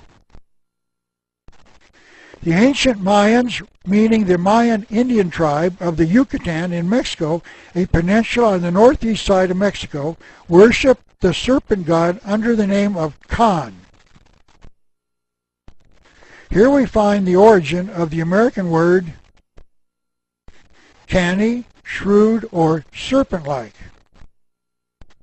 The Babylonians worshipped Kan or Kan, the serpent, and Val, the god of fire.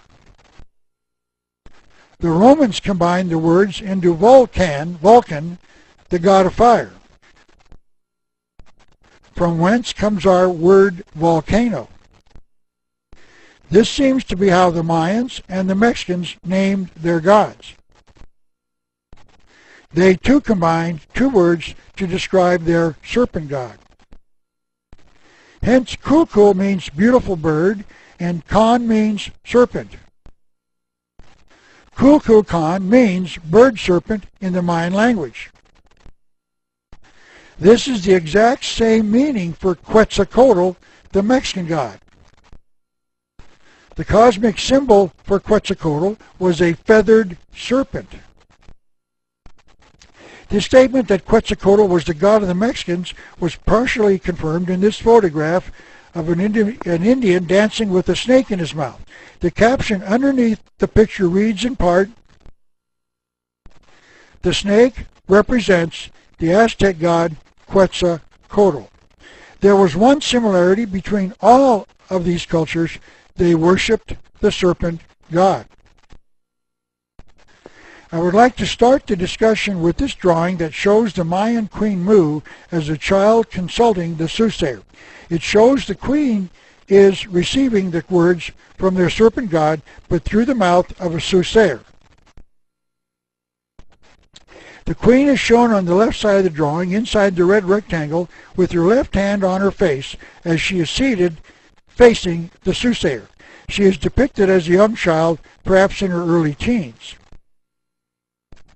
The soothsayer is shown in the green rectangle as she is seated in front of the queen with what appears to be a little table between them. She is shown in front of two other women and two huts. Behind the soothsayer is the yellow rectangle.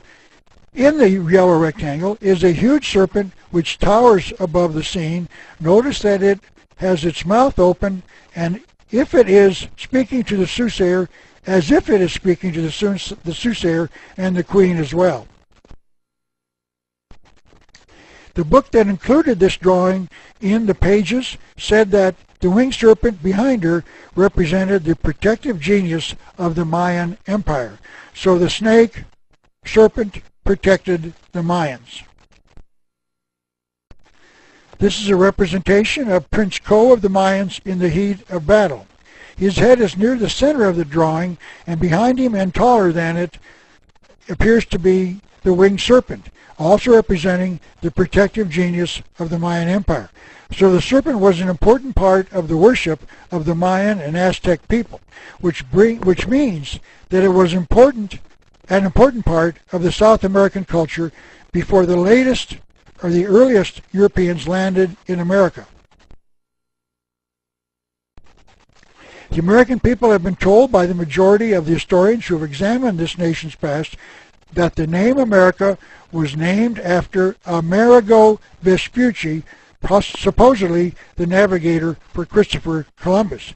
But there is an alternative explanation. William Still, in his book entitled New World Order, offers the following explanation. The name America may be the product of secret societies. In an 1895 magazine named Lucifer, James Price gave an insight into the meaning of the word America. He said that the supreme god of the Mayan culture of Central America, known as Quetzalcoatl elsewhere, was known as Amaru in Peru. Amaru's territory was known as Amaracu. According to Price, from the latter comes the word America.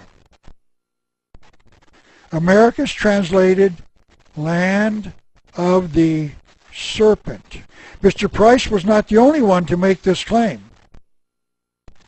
Robert B. Stacy Mudd wrote a book entitled Atlantis, Mother of Empires, in which he attempts to make the claim that the Mayans came from the nation known as Atlantis, an island that allegedly sank during an earthquake. Now, this is not the place to examine his charges, but he does draw another startling conclusion. Quetzalcoatl, the Mayan god, was known as Kukulkan amongst the Aztecs. In Peru, he was known as Amaru. But all of these names have an identical meaning, the feathered serpent. From the Peruvian name comes America. This is a photograph of a feathered serpent in the 33rd degree Masonic Temple in Washington, D.C. Notice that the head of the serpent has wings. It is a feathered serpent. The feathered serpent would have flown from the old world to the new world, meaning America. By the way, notice that the swastika in the ornamental metalwork above the feathered serpent shown under the two red arrows. The swastika is also a symbol of the sun god and may be drawn two ways, one the reverse of the other. One way is called the evil swastika and the other is called the good swastika. This is a photograph of the swastika, the official symbol of Adolf Hitler's Nazi party. Notice that this is the evil form of the swastika, and it has been reported that Hitler knew the difference between the two forms of the symbol and that he intentionally selected this, the evil form. It was under this sun god symbol utilized by Adolf Hitler in the war that his government started that Hitler killed 53 million people under the sign of the sun god, the concealed Lucifer, Satan, or the devil. Mr. Still adds one of the thoughts of another writer who claims to know the truth about the origin of the name America. It is important to note that not only are the people living in the United States of America Americans, all of the people who live in the New World are Americans. The continents are called North America and South America, and regions are called Latin America and Central America. Here is the official position as written by Manly P. Hall, one of the greatest Masons of all time, in his book entitled America's Assignment. Since the serpent is frequently a symbol of Lucifer,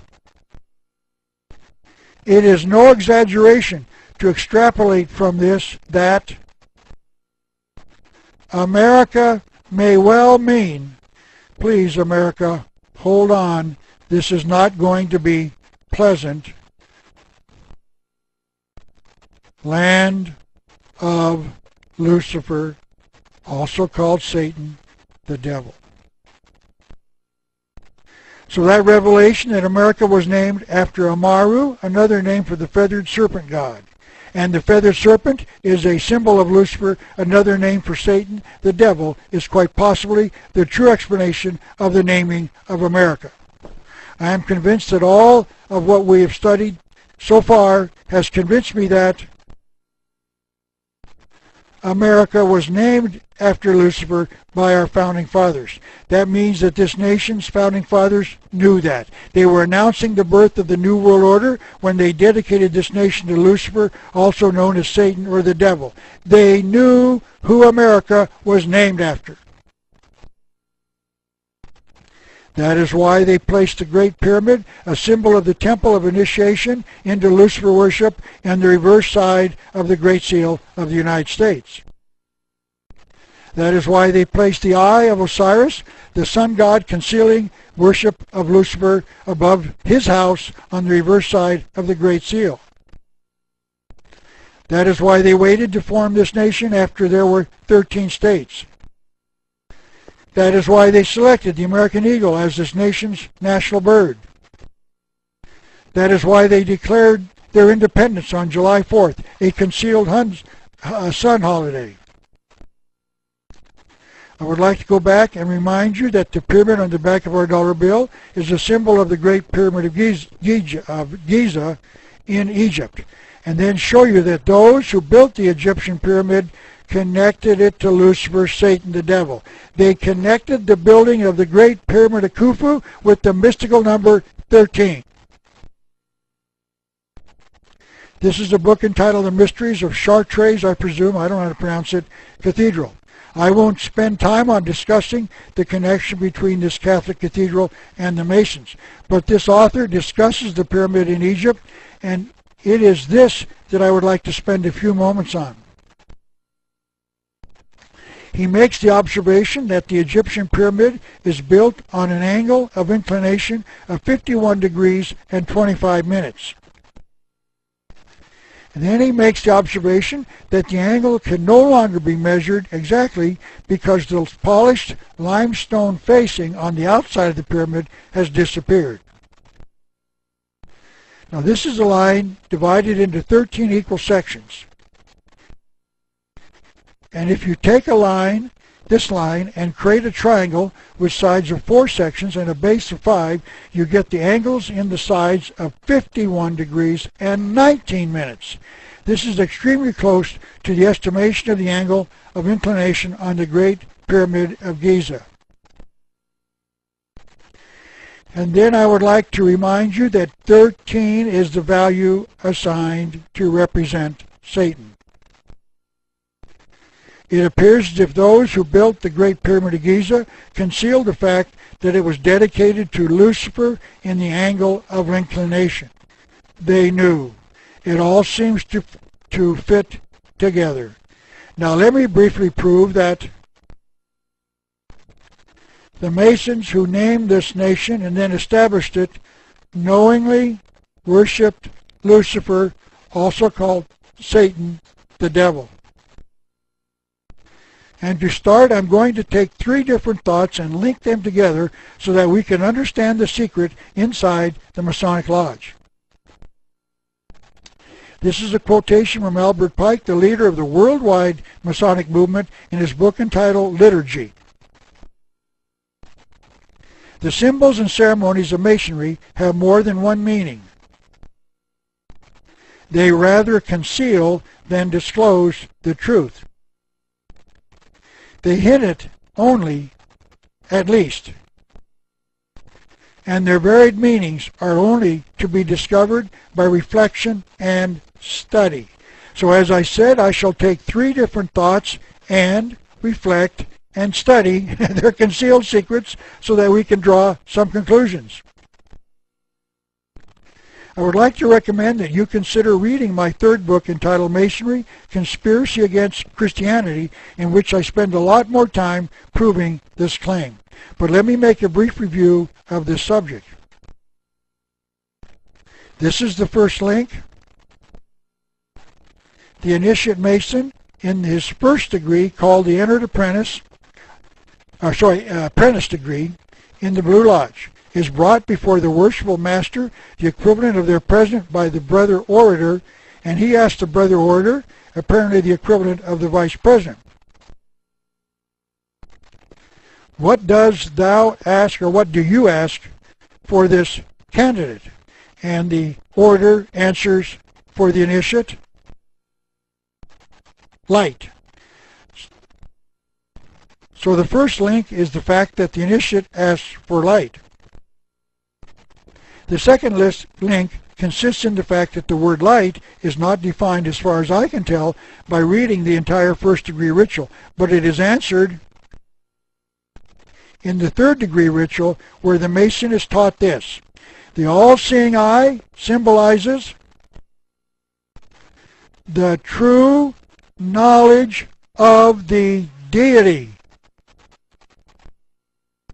and is the light of which the Mason travels in search. Notice that the Mason does not find the true knowledge of deity in the Bible or in his church or synagogue.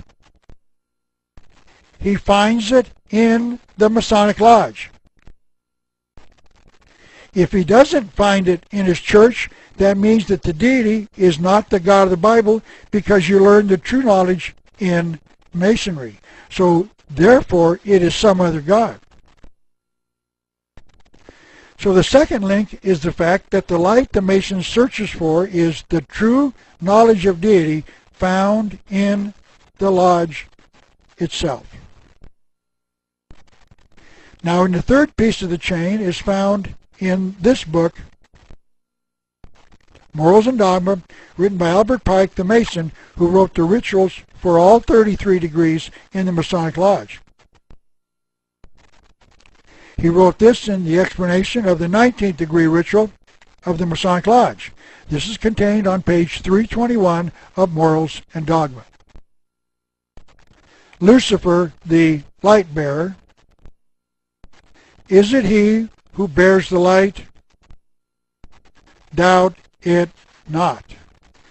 I would like to confirm that Lucifer is the light bearer by defining the name from Webster's dictionary. Lucifer is a Latin name made by joining together two separate words to form one word. Lucifer is Latin for light, and fere is Latin, I presume that's the pronunciation, is Latin for bearer or bringer. So Lucifer is defined as the light bearer. Now let me return to the subject of the three links. Notice what the Masons have just done. They put together three separate links into a chain, and the Mason is then supposed to link the three together in the following manner.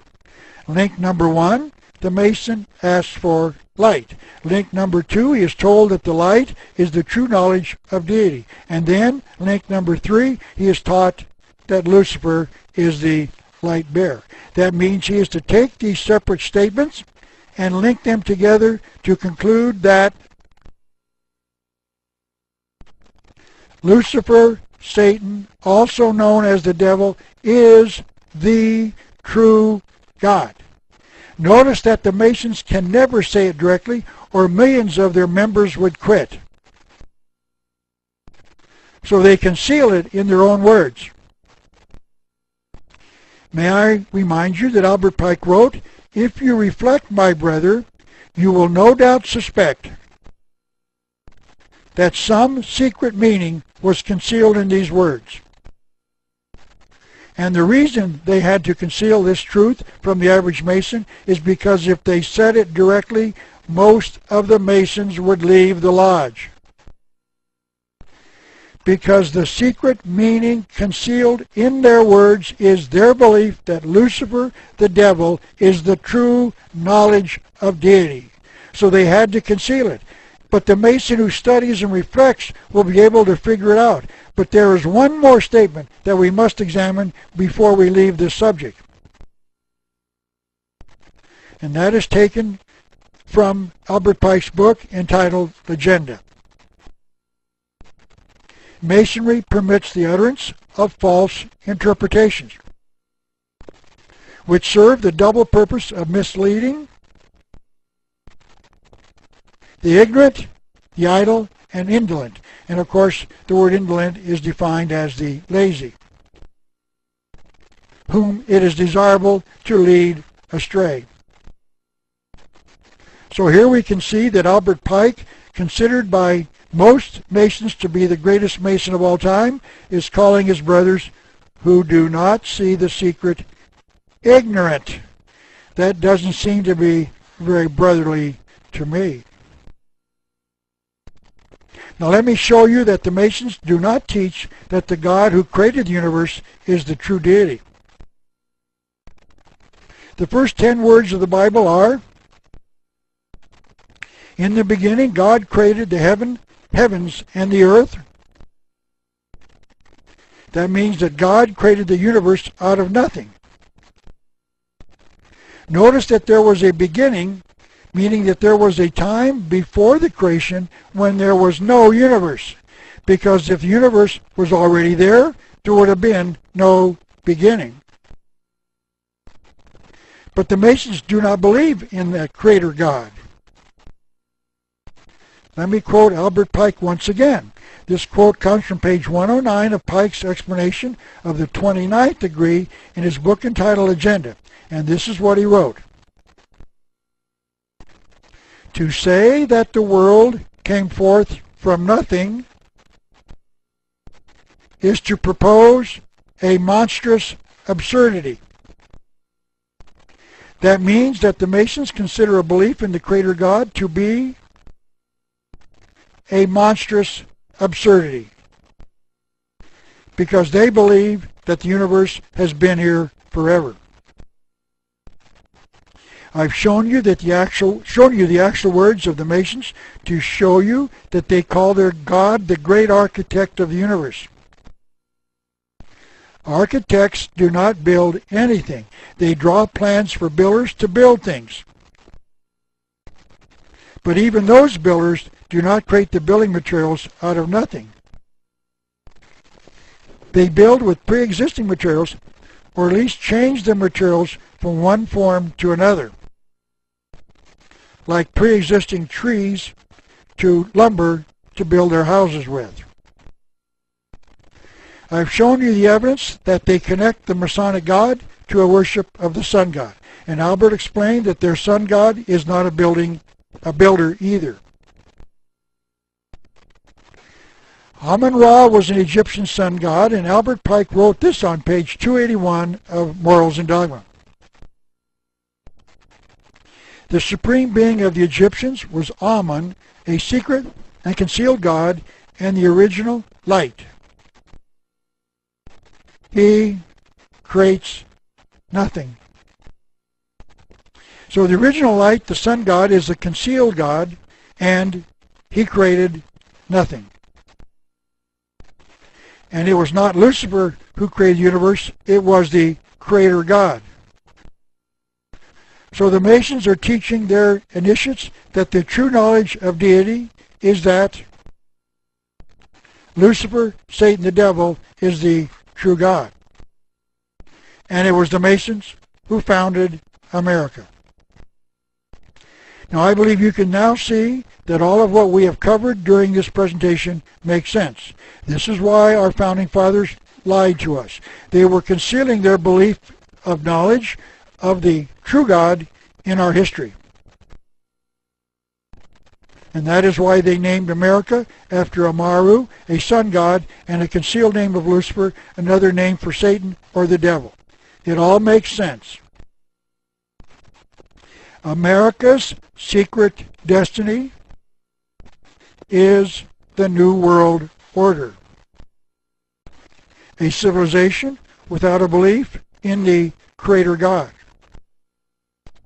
a civilization led by their true God, Lucifer, the devil. And to show you exactly what this New World Order is, I would like to quote two modern authorities on the subject. And this information will show you that what is happening in America today is to further advance us into this new civilization called the Novus Ordo Seclorum, the New World Order.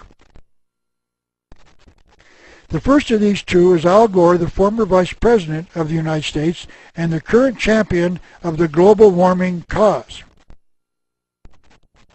He wrote another book in 1992 entitled Earth in Balance, and it tells us about how we are going to get all of these changes.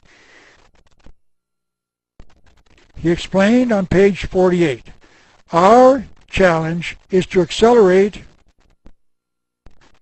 the needed change in thinking about our relationship to the environment in order to shift the pattern of our civilization to a new equilibrium. Little change will be evident until a threshold is passed. Let me remind you that a threshold is a narrow piece of wood or metal that is placed between the outside and the inside, and it is crossed in a split second when you step over it. That means that Mr. Gore is saying that there is a single crisis coming that will cause enormous things to happen. Mr. Gore does not define what that single crisis is, but on a more defined or dignified note, it is possible, maybe, that the winning of his Nobel Peace Prize might be the very event that is going to trigger what is about to happen. He goes on to tell us what those things are. And then, as key assumptions are modified, a flood of dramatic changes will occur all at once. And on page 163, he explained what the price will be if we do not modify these key assumptions. Unless we find a way to drastically change our civilization and our way of thinking about the relationship between humankind and the earth, our children will inherit a wasteland. Apparently Al Gore thinks that the threshold is global warming. So this is why we are experiencing a rash of claims that global warming will utterly destroy this planet, and that we will be so frightened by this impending disaster that we will totally remake our civilization. Now let me bring you to another individual, a second one, warning us about some dramatic changes coming. This is Alvin Toffler, who wrote this book entitled The Third Wave in 1980. This book describes him as one of the world's best-known social thinkers and a futurist, and that his works are read in more than 50 countries. And let me add that Mr. Toffler is in agreement with the changes that he wrote about, and I am in total opposition. These are his comments. Beneath the seemingly senseless events, that there lies a startling and potentially hopeful pattern. Many of today's changes are not independent of one another, nor are they random. They are, in fact, parts of a much larger phenomenon: the death of industrialization. That means that we will no longer enjoy the fruits of an industrialized society, meaning we will no longer produce more electrical appliances, tools, cars, etc. What else could he mean by that? Middle-class America, those who enjoy the products of an industrialized society, will have to be eliminated. How do you accomplish that? One way is to cause an economic depression where workers lose their jobs and cannot pay for their middle-class lifestyle. Another way is to export all of our industrial jobs to foreign nations. No jobs means they cannot afford their cars, appliances, tools, etc. Ultimately, it means the destruction of the middle class. Mr. Toffler went on.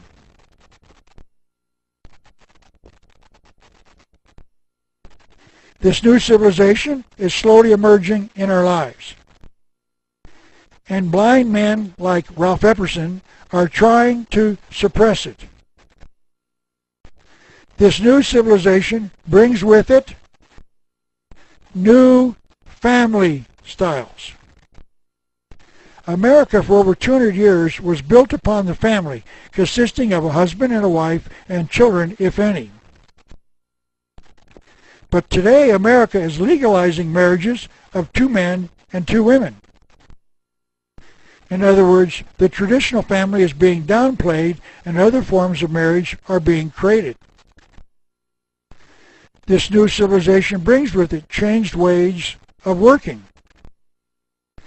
America used to be an industrial giant among the nations of the world. America in the past produced the highest standard of living amongst the nations of the world, meaning other nations were living in poverty, and we had a high standard of living, and we enjoyed the benefits of the free enterprise system. But now high-paying jobs are being exported to other nations, resulting in lower wages in America. And this is being done to lower our standard of living. In other words, it is intended for us to lose our high standard of living and to live with less, just like the socialized nations of the world with a lower standard of living. This new civilization brings with it changed ways of loving. America's public schools are teaching that homosexuality and lesbianism are alternative lifestyles. The movies and television programs are featuring homosexuals and lesbians in their productions as a way of changing our ways of loving. This new civilization brings with it changed ways of living. Many Americans are now living together without marriage, whereas in the past, couples got married before they lived together. That means that we are changing our ways of living. This new civilization brings with it a new economy. America is currently experiencing an economic downturn, and it was planned to happen by those in favor of the New World Order.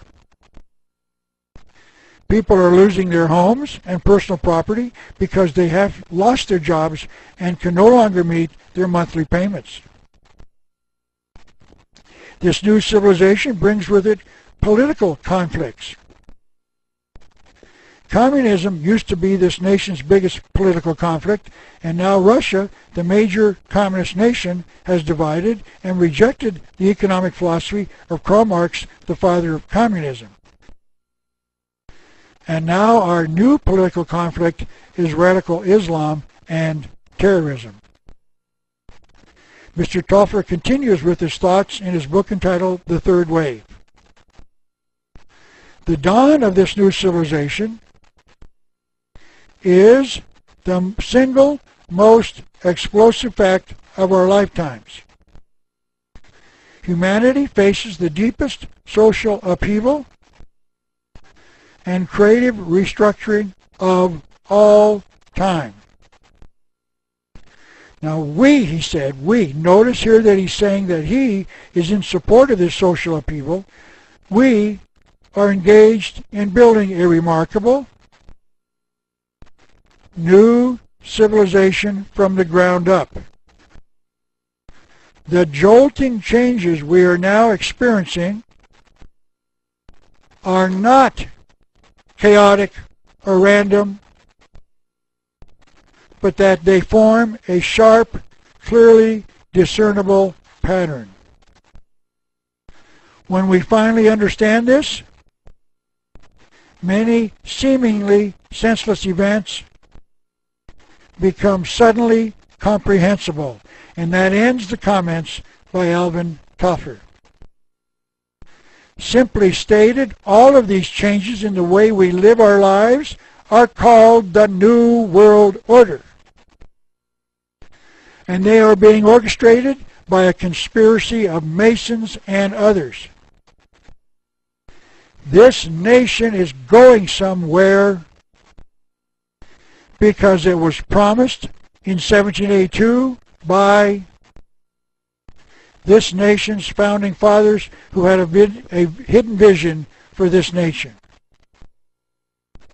If you want to study just what this New World Order is in more detail, may I suggest that you consider purchasing my book entitled The New World Order. Then you might also consider watching my 14-hour lecture series on 7 VHS tapes entitled The New World Order.